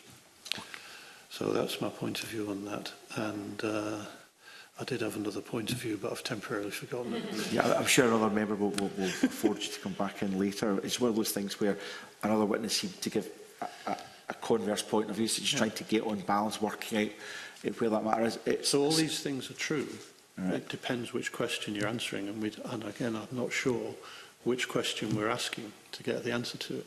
There is the question, do we want lots of little hydrogen projects and have not quite cottage industries, but specialist bespoke manufacturing of hydrogen equipment, or do we want to go big time for hydrogenating our entire country at the opposite end of the spectrum? And they both require different decisions on the way to the pathway through those different things. I get a feeling we're almost like having a hydrogen economy version of Yes Minister here, listening to all this. But that's for myself, who's not an expert, to get my head around and work out the best way forward. I really do appreciate that. Mercedes, did you want to come in? I think it's fundamentally, it's like many things, it's a business decision whether you want to sell large volumes of a product where you get a low margin, or you want to sell higher value products, that hopefully you will have a higher margin. Now, obviously, when you make a decision like that, if you go for the latter, it requires a significant investment of infrastructure that we don't have, that if you are going to put it on pipelines. So I think it's really at which point you want to identify what your break-even point is, and beyond that, where you are going to be investing in infrastructure locally, and then you're going to sell maybe less product, but of a higher value. Or you simply want volumes of hydrogen at the lower cost, so at the lower value than something like SAF or some of the e-methanols. Yeah. I'm really getting quite concerned, just time-wise. I've no more questions. That's helpful, because it actually ties in quite well with what Mr Amos said about how you get that high value and you get the bigger boost for your economy and everything else. Thank you. Okay, and Douglas, I think you've got a question which I'm going to tell you you've got to limit to two panellists. I'm going to limit this. So we've heard about pipelines earlier. How easy is it to repurpose pipelines between natural gas and hydrogen? Because we've had some conflicting views over the last couple of weeks. Has anyone got a view on that? Pipes made of. So some sorts of steel are more compliant for hydrogen. Cheaper sorts of steel are more compliant for methane. And it also depends how you've looked after your pipe during the 10 or 20 years that you've operated it. Have you changed the pressure a lot of times? Have you kept it dry? Have you cleaned it out? All of these things. So, would you buy a used car from that company? How well have they looked after it? And is it designed properly? So it might not be an easy thing to just say, well, we're going to switch from natural gas to hydrogen on, let's say, the main pipeline between. Yeah. Well, there's trunk pipelines and there's the trunk distribution pipelines. Yeah. So. Yeah, they're going to come back and say, of course, you'd buy their pipe off them, but Nick wanted to come in, sorry. I know that National Gas have done a huge amount of work on this, including an awful lot of testing work down at Spade Adam. And I believe that they've got some pretty positive conclusions around the transfer, the use of the existing network for hydrogen. But I'm not an expert in that, and National Gas would be very well placed to be able to answer that question. Okay. I make a suggestion, because it may be out with the technical competence of the panel, which I'm sure is very varied, that we ought to write to SGN and find out how easy it is to transfer some of these, and whether they're pipelines like the one that runs from Aberdeen to Inverness, which I know, which is a steel one which comes through the farm, or whether it's plastic ones. So I think it's something we should seriously ask them, because what is clear is that if we're going to go to hydrogen, that we are going to have to transport this, and it'd be useful to know how easy it would be to do that. Are you happy with that? Yes, absolutely, Commissioner. I'm afraid then, on that basis, we've come to the end of the discussion. We're slightly over time, for which I apologise, but I would like to thank you all for coming this morning, and for the two submissions that we had, and also for both Hannah and Mercedes for volunteering to answer the questions when they came up with such clarity. So thank you very much for coming along, and we'll now move into private session. Thank you.